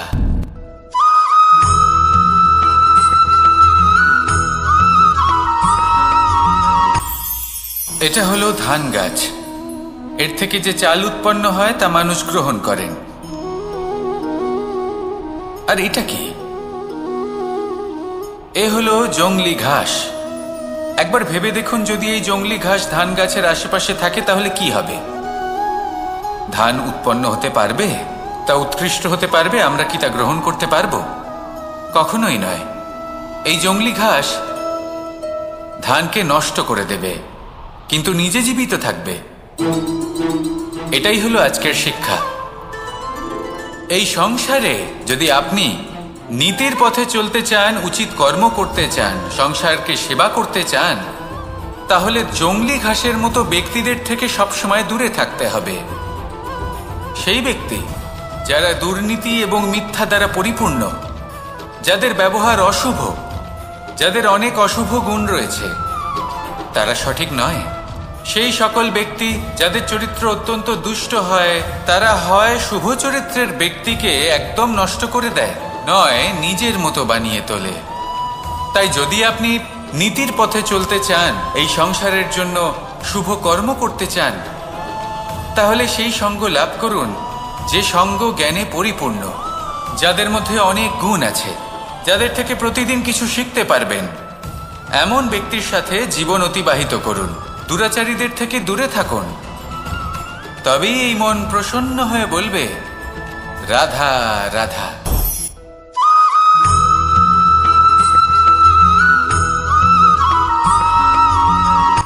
সূচের শেষে একটি ছিদ্র থাকে, যার দ্বারা আমরা এই সুতো পরাতে পারি, আর তারপর সূচের সাহায্যে এই সুতো দিয়ে বস্ত্র সেলাই করা যায়। কিন্তু যদি সুতোটা সোজা করে ধরা না হয়, তাহলে সূচে কখনো এই সুতো পরানোই সম্ভব নয়।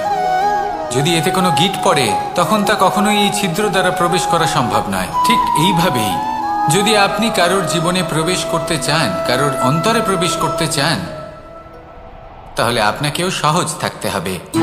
এতে কোনো গিঁট থাকলে চলবে না, অর্থাৎ মনে যাতে কোনো মালিন্য না থাকে, যেন কোনো কুচিন্তা না থাকে। যদি এসব থাকে, তাহলে আপনি কখনো কারোর জীবনে প্রবেশ করতে পারবেন না। আর যদি কোনোভাবে আপনি প্রবেশ করেও যান, তাহলে তার মনে ঘর করতে পারবেন না।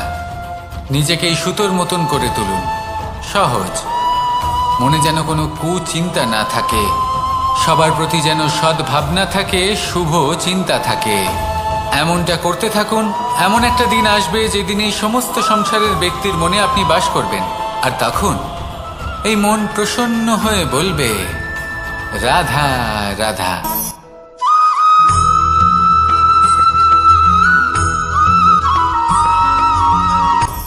আপনি কখনো পর্বতের শিখরে উঠেছেন?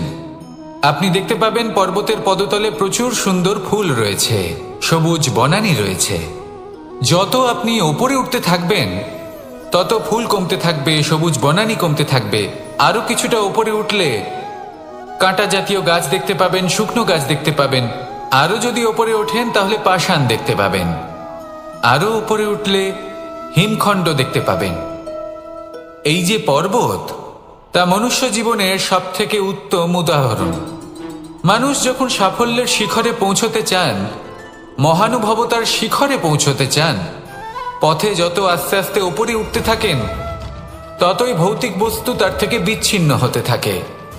যদি তিনি সেই ভৌতিক বস্তুগুলি ত্যাগ না করতে পারেন, তাহলে কখনোই সেই স্থানে পৌঁছতে পারবেন না। আর মানুষ যদি উচিত ত্যাগ করতে পারেন, পথে অগ্রসর হতে থাকেন, এগোতে থাকেন, তাহলে একদিন না একদিন তিনি মহানুভবতার, জ্ঞানের, সাফল্যের হিমের স্বাদ অবশ্যই লাভ করবেন। মনে রাখবেন, মানব জীবনের ত্যাগ হলো অত্যন্ত গুরুত্বপূর্ণ অংশ। আসুন আমার সাথে ভালোবেসে বলুন, রাধা রাধা।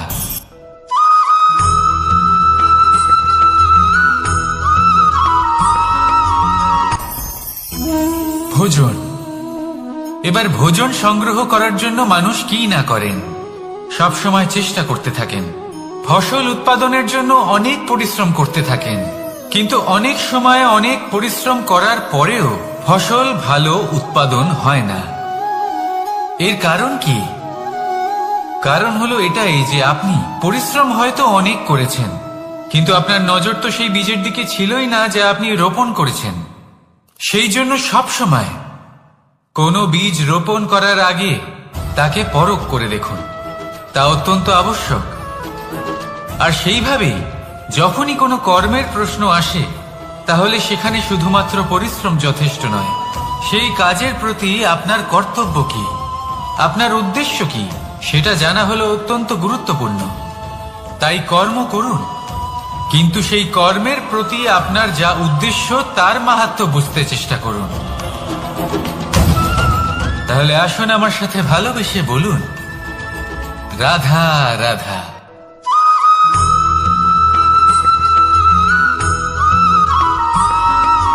বসন্ত ঋতু, এই সময় মন আনন্দে ভরে থাকে। এমন মনে হয় যেন আমরা আকাশে বিচরণ করতে চলে যাই, কিন্তু সেটা তো সম্ভব নয়। সেই জন্য হয়তো আমরা ঘুড়ি ওড়াই, এই ঘুড়িকে নিজেদের প্রতিরূপ মনে করে।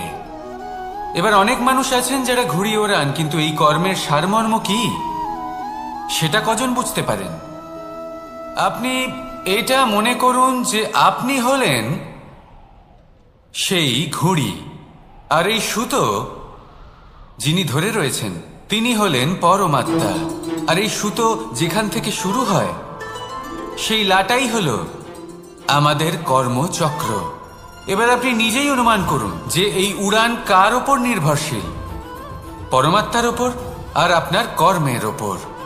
যদি পরমাত্মা আপনার হাত ধরে থাকেন, আপনার সাথে থাকেন, যদি আপনি শুভ কর্ম করতে থাকেন, আপনি এই আকাশে উড়তে থাকবেন। কিন্তু কোথাও কোথাও যদি পরমাত্মার সাথে এই বন্ধন ছিন্ন হয়, আপনার কর্মচক্র খারাপ হয়ে যায় বা থেমে যায়, তাহলে আপনার এই ঘুড়ি কেটে যাবে আর দূরে কোনো গাছের ডালে গিয়ে আটকে যাবে। তাই শুধুমাত্র ঘুড়ি ওড়াবেন না, তার থেকে শিখুন, পরমাত্মার সাহচর্যে থাকুন, সবসময় শুভ কর্ম করতে থাকুন আর সবসময় এই আকাশে উড়তে থাকুন। আসুন আর আমার সাথে ভালোবেসে বলুন, রাধা।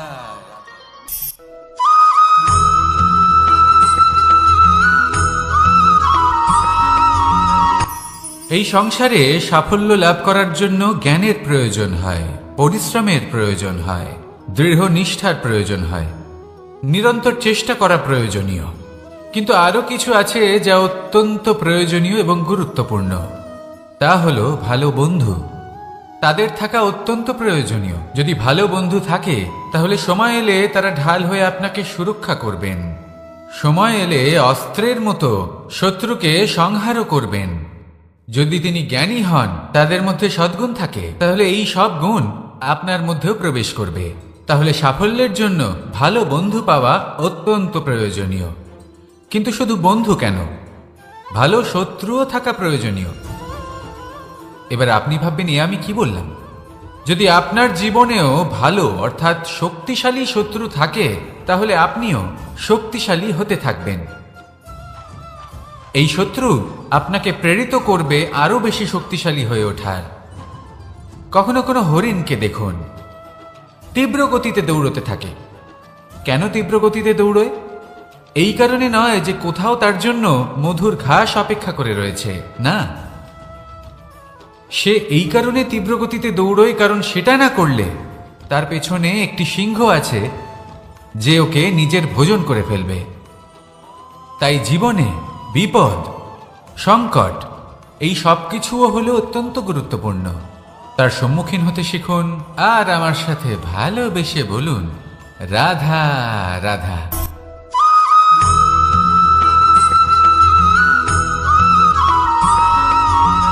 ভালো, শুধু ওনাদের কঠোর ব্যবহার দেখলে আমরা একটু ভয় পেয়ে যাই। এবার ওনাদের এই কঠোর ব্যবহার আমাদের ভালো না লাগলেও অত্যন্ত আবশ্যক, কারণ মাতার থেকে আমরা যে শক্তি লাভ করি তা যেন নিয়ন্ত্রণ হারিয়ে বিধ্বংসী না হয়ে ওঠে। আমরা যেন কোনো কুপথে না চলে যাই, আমরা কখনো যেন দোষ না করে ফেলি। শুধু সেই জন্য পিতা এবং গুরু একটু কঠোর হয়ে ওঠেন, এবং ওনাদের এই কঠোর আচরণ ভবিষ্যতে গিয়ে আমরা অবশ্যই বুঝতে পারি। জীবনে কিছু বছর আমরা এগিয়ে যাই আর তারপর আমরা বুঝতে পারি যে বাবা এবং গুরু আমাদের যথেষ্ট ভালোবাসতেন, কিন্তু ওনাদের ভালোবাসার বহিঃপ্রকাশ আলাদা। প্রয়োজনীয় হলো এটা দেখার, এটা বোঝার যে শুরু থেকে আমাদের প্রতি ওনাদের আচরণ কেমন ছিল। ওনাদের কঠোর হওয়ার পেছনে ওনাদের ভালোবাসাটা বোঝার চেষ্টা করুন, ওনাদের চিন্তাটা বোঝার চেষ্টা করুন, ওনাদের পথপ্রদর্শনের আড়ালে আপনার ভবিষ্যতের জন্য যে পরিকল্পনা ওনারা করেছেন সেটা বোঝার চেষ্টা করুন। তখন আপনারা বুঝতে পারবেন ওনাদের ভালোবাসাকে। আপনার মনের মধ্যে আপনা থেকেই ওনাদের প্রতি সম্মান জেগে উঠবে।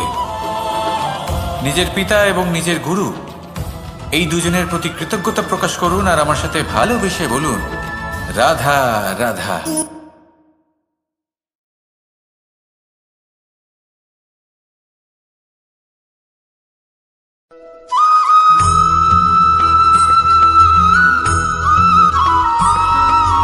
কথায় আছে, প্রত্যেক পুত্র তার পিতার প্রতিচ্ছবি হয়, আর সমস্ত প্রতিচ্ছবি চায় যেন সে তার অস্তিত্ব প্রাপ্ত করতে পারে। পুত্র চায় সে যেন তার পিতার মতো হয়, বা কখনো কখনো তার থেকেও শ্রেষ্ঠ হয়। সেটা কোনো অনুচিত ব্যাপার নয়। অনুচিত তখন হয় যখন পুত্র নিজের পিতার মতো হবার স্বপ্ন পূরণ করতে গিয়ে বা তার থেকেও শ্রেষ্ঠ হওয়ার স্বপ্ন পূরণে অনুচিত পথের আশ্রয় নেয়, কারণ তারপরে সে তার পিতার গুণগুলি আত্মসাৎ করতে চায় না। সে শুধুই এটা চায় যে সংসারের চোখে যেন আমি শ্রেষ্ঠ প্রমাণিত হই। এটা অনুচিত। সংসারে এমন অনেক মানুষ আছেন যারা এই কারণে শ্রেষ্ঠ হবার চেষ্টা করেন যাতে তার পরিবারের তার পিতার সম্মান বৃদ্ধি পায়। এমনও মানুষ থাকেন, আর এটাই হলো পার্থক্য উদ্দেশ্যের। মনে রাখবেন, যদি আপনার উদ্দেশ্য শুভ হয় তাহলে পথও শুভ হবে, যদি আপনার উদ্দেশ্য অশুভ হয় তাহলে পথও অশুভ হবে। তাহলে নিজের পিতার মতো হবার চেষ্টা অবশ্যই করুন, তার থেকেও শ্রেষ্ঠ হওয়ার চেষ্টা অবশ্যই করুন, কিন্তু মনে রাখবেন আপনার সংকল্প আর আপনার উদ্দেশ্য এই দুই শুভ হওয়া উচিত। তাহলে আসুন আর আমার সাথে ভালোবেসে বলুন, রাধা রাধা।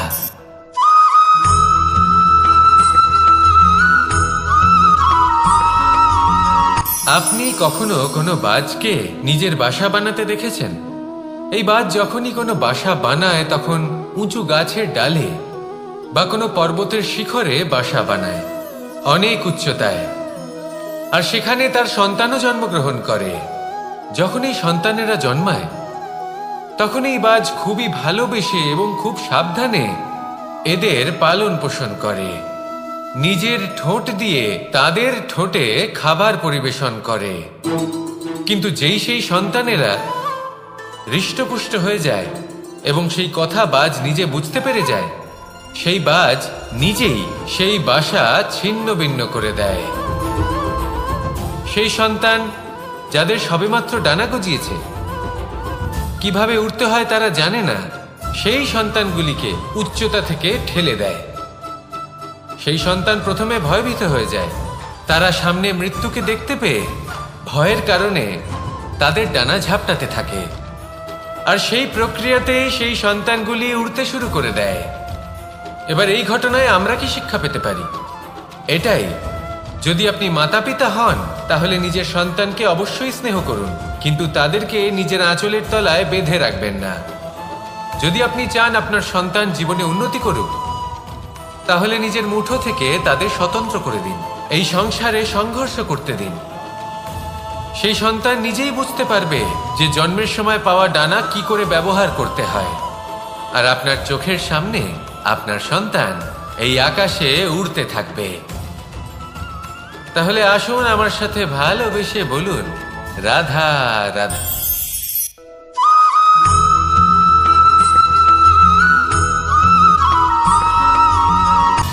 সময়, জীবন, কাল। দেখতে গেলে এই তিনটি শব্দ একটি শব্দেরই সমার্থক শব্দ মনে হয়, কিন্তু এই শব্দগুলির অর্থ কি সমান? কখনোই নয়। হ্যাঁ, এই সময় চলতে থাকে, জীবন চলতে থাকে, কালচক্র চলতে থাকে। এই সময় কেটে যায়, কিন্তু এই জীবন একে যাপন করতে হয়। কি বলেন? এই জীবনে কিছু করুন বা কিছু না করুন, জীবন এমনি কেটে যাবে, আপনি জানতেও পারবেন না। কিন্তু সেটা আমাদের উদ্দেশ্য নয়, একে যাপন করতে হবে। এই জীবনে প্রেরণা পেতে শিখুন, প্রেরণা দিতে শিখুন, আহ্বান গ্রহণ করতে শিখুন, আহ্বান জানাতে শিখুন, মহান কাজ করতে শিখুন, ধন্যাত্মক বোধ জাগিয়ে তুলুন। জীবন অতিবাহিত করার অর্থ কি তা আপনি শিখে যাবেন। কারণ সময় কেটে যায়, সমস্ত যুগ কেটে যায়, কিন্তু জীবনের রীতি জীবন কাটিয়ে দেওয়া নয়, জীবন যাপন করা।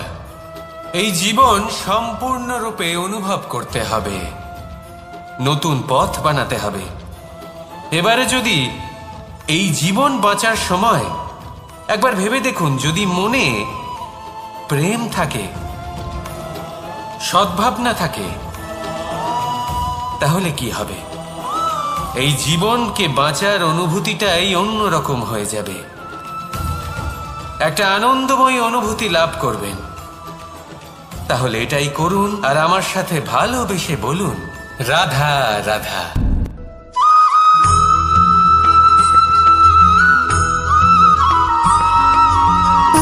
সুখ, দুঃখ এবং শক্তি, এই তিন হলো এই সংসারের ত্রিদেবের মতো। আমাদের জীবনে যা কিছু ঘটছে এই তিনটির ভিত্তির উপরেই হচ্ছে। আসলে এই সংসারের একটা নিয়ম আছে, যখনই আপনি কিছু লাভ করেন এই সংসার আপনার পরীক্ষা নেয়। এটা জানার জন্য আপনার পরীক্ষা নেয় যে আপনি যা কিছুই লাভ করেছেন আপনি কি আদৌ সেটার যোগ্য কিনা।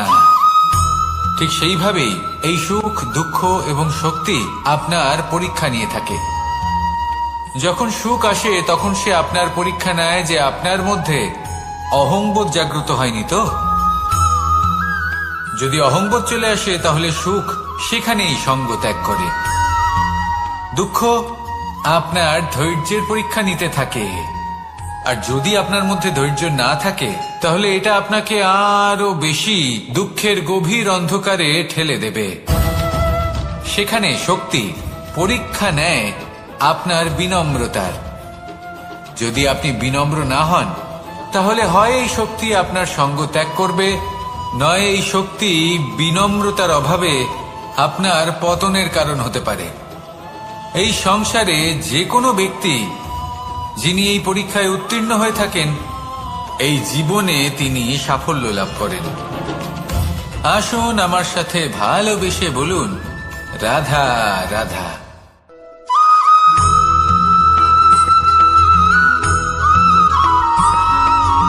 কখনো কখনো আমরা ভাবি যে কোনো ব্যক্তি যিনি ধর্মের পথে চলেছেন, যদি তার দ্বারা কোনো ভুল হয়ে থাকে তাহলে নিয়তি তাকে সেই মুহূর্তেই কঠোর শাস্তি দেন।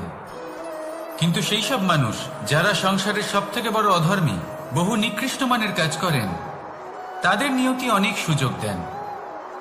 তাদের নিয়তি এরকম কঠোর প্রহার করেন না। এই ভাবনা কখনো না কখনো মনে আসেই। ভেবে দেখুন কেন?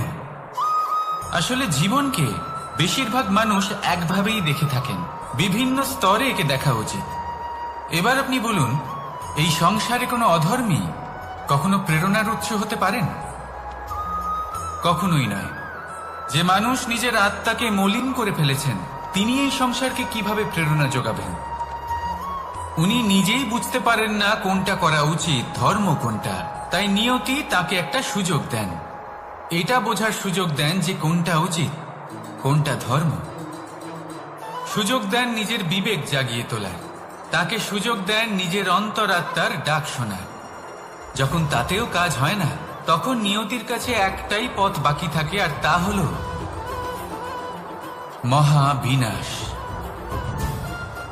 মহাবিনাশ হয়তো দেরিতেই আসতে পারে, কিন্তু তা অবশ্যই আসবে। আর যখন মহাবিনাশ আসে, তখন মহাবিনাশের যন্ত্রণা সমগ্র মানব জীবনের যন্ত্রণার থেকে অনেক বেশি হয়। এই কথাটা সবসময় মনে রাখবেন। আর অন্যদিকে যে মানুষ ধর্মের পথে চলছেন, তার দ্বারা যদি কোনো ভুল হয়ে থাকে, তখন নিয়তি তার পরীক্ষা নেন। কিছুক্ষণের জন্য মানুষের মনে হতে পারে নিয়তি তাকে কঠোর শাস্তি দিয়েছেন।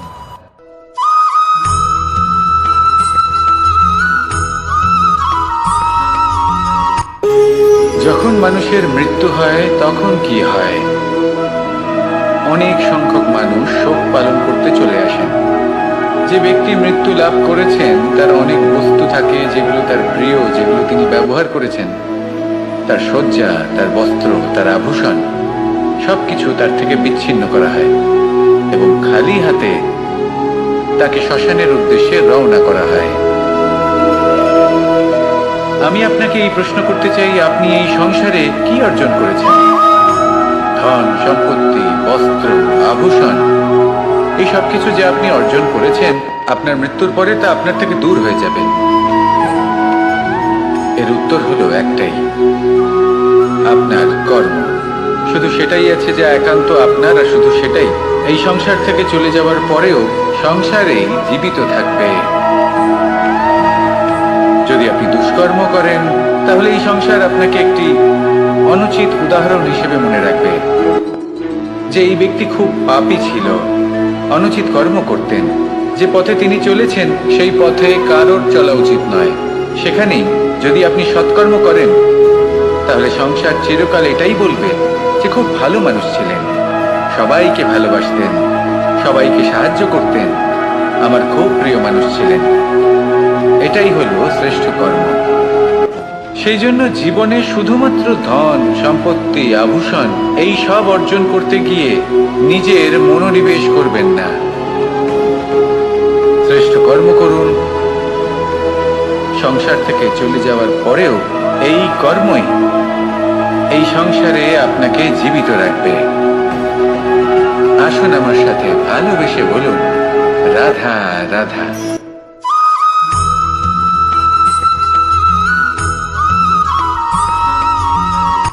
সূচের শেষে একটি ছিদ্র থাকে, যার দ্বারা আমরা এই সুতো পরাতে পারি।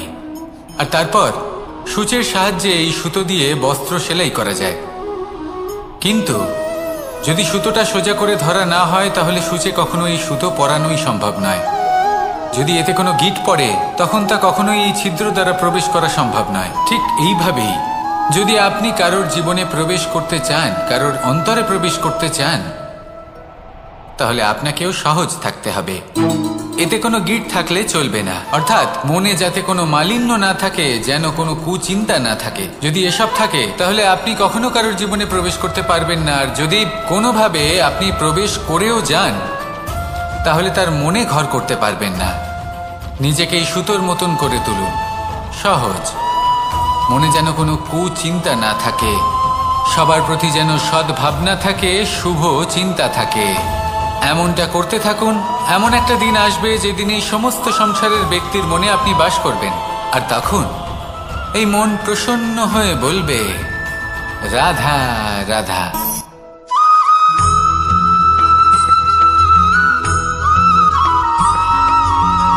পিতা আর পুত্রের সম্পর্ক অত্যন্ত মধুর হয়ে থাকে। পিতা স্বপ্ন দেখেন, তাকে পূর্ণ করার সকল সম্ভাব্য চেষ্টা করেন, কিন্তু তাও অনেক সময় ওনার স্বপ্ন অপূর্ণ থেকে যায়। তখন পিতা ভাবেন যে স্বপ্ন উনি পূর্ণ করতে পারেননি, ওনার সন্তান তা অবশ্যই পূরণ করবে। যে স্থানে উনি কখনো পৌঁছতে পারেননি, সেই স্থানে ওনার পুত্র অবশ্যই পৌঁছবে। পিতা নিজের সন্তানের ভবিষ্যৎ নিয়ে সেই স্বপ্ন দেখেন, আর যখন সেই সন্তান সামনে এগোতে থাকে তখন তার দুঃখ হয় না, বরং গর্ব হয়। ওনার ভালো লাগে এটা দেখে যে ওনার সন্তান অনেক উন্নতি করছে। কিন্তু যখন সন্তান নিজের অভিভাবকের শক্তি দেখে, তার যশ দেখে হিংসা করতে থাকে, সমস্যা সেইখানেই শুরু হয়। সেই জন্য সকল সন্তানকে এটা মনে রাখতে হবে, দেখুন, পুত্র হবার সুবাদে, এক সন্তান হবার সুবাদে এটা হলো আপনার অধিকার যে আপনি আপনার পিতার থেকে বেশি উন্নতি করবেন। আপনার পিতাও এটাই চান, কিন্তু সুস্থভাবে এটা করুন। একটা রেখা টেনে নিন যাতে আপনি তাতে এগোতে পারেন আর আপনার পিতার তাতে গর্ববোধ হয়, আর সেই বিষয়ে দুঃখ না হয় যে আমার সন্তান আমাকেই ছোট করার চেষ্টা করছে। ইতিহাস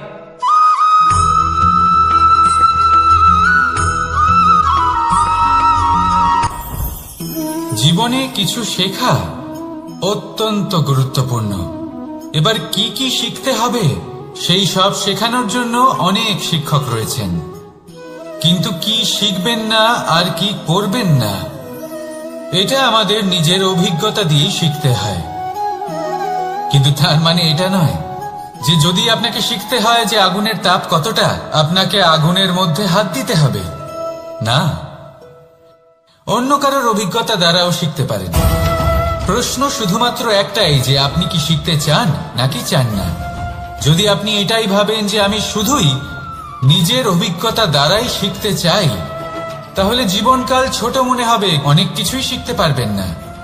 তাই নিজের সাথে সাথে বড়দের অভিজ্ঞতা দ্বারাও শেখা শুরু করে দিন। এই সংসারের অভিজ্ঞতা দ্বারা শিখতে শুরু করে দিন। আর এটা নিশ্চিত রূপে শেখা আবশ্যক যে কখন কি করবেন না, কোথায় থামতে হবে আর কোথায় থামবেন না। তাহলে আসুন আর আমার সাথে ভালোবেসে বলুন, রাধা রাধা।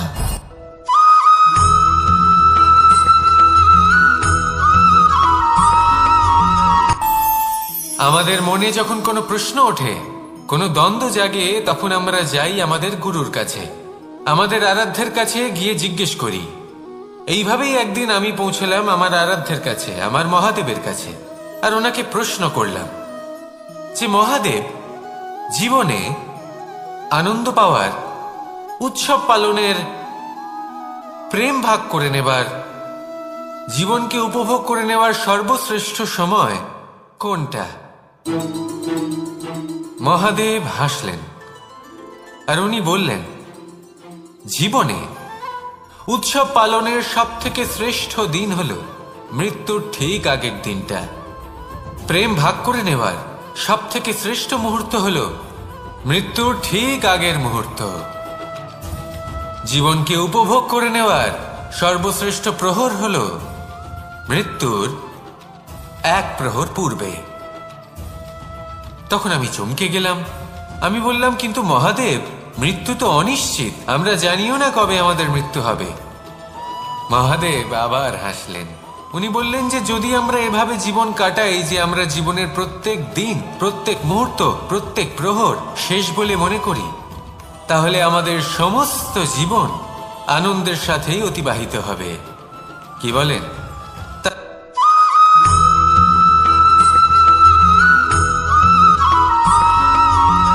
পঞ্চতত্ত্বের মধ্যে দ্বিতীয় তত্ত্ব হল ধরণী, ভূমি, যাকে আমরা ধরণী মাতা বলি। এই ধরণী ধৈর্য ধারণ করে, আর এর উপরেই আমাদের সমগ্র সংসার নির্ভরশীল। কারণ এই ভূমি সহ্য ক্ষমতা রাখে, এর সহ্য ক্ষমতা হল অপরিসীম। সন্তান যতই আঘাত প্রদান করুক না কেন প্রেম পূর্বক সহ্য করে আর তার বদলে অমূল্য রত্ন প্রদান করে। সন্তান যদি হাল চালায় তাহলে তার বদলে তাকে অন্ন প্রদান করে। এটাই হলো ধরনী। এবার এর থেকে আমরা কি শিক্ষা পেতে পারি? এটাই যে কারোর জন্য কিছু করা বা কাউকে কিছু দেওয়া মনে কোনো কামনা ছাড়াই। আর এই কথাটা বুঝে যান, যদি কারোর জন্য কামনা না রেখে বা কোনো পাওয়ার আশা না রেখে কারোর জন্য কিছু করেন বা কারোকে কিছু দেন, যদি এটা আপনি শিখতে পারেন তবে আপনি ভালোবাসতে শিখে গেছেন। আর সেই জন্যই এই ধরিত্রীকে মাতা বলা হয়। কারণ মাতা শুধু উনি নন যিনি গর্ভে সন্তানকে ধারণ করেন, মাতা তো উনিও যিনি জীবন বাঁচতে শেখান, যিনি জীবন বাঁচার উদাহরণ প্রদান করেন। তাহলে ধরনীর থেকে এই নিঃস্বার্থ ভাব শিখুন, নিঃস্বার্থ ভালোবাসা শিখুন, আর এই ভালোবাসার সাথেই বলুন রাধা রাধা।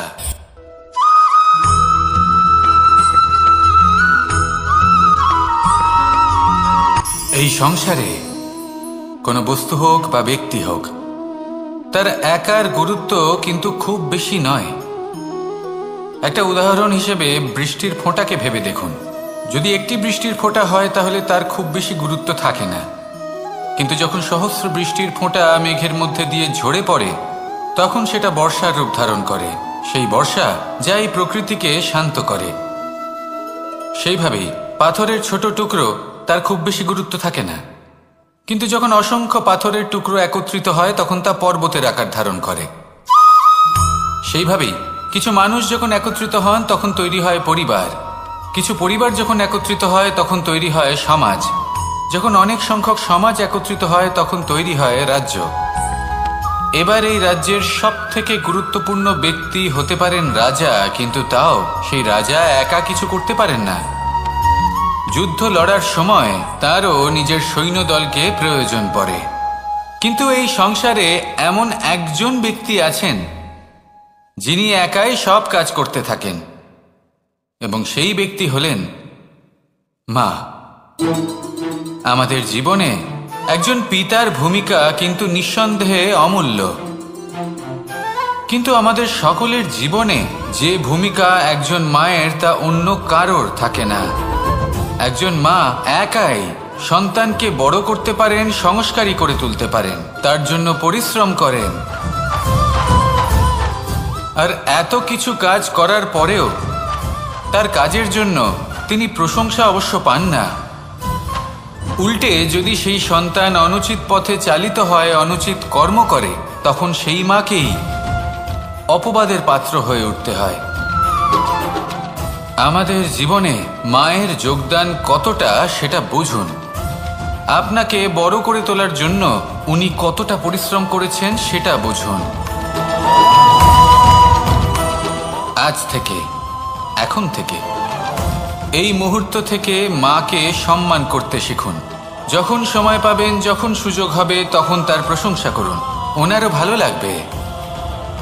আর মায়ের এই মমতার জন্য, তার এই ভূমিকার জন্য আসুন সবাই মিলে আমরা তাকে প্রণাম করি, আর সকলে মিলে ভালোবেসে বলি রাধা রাধা।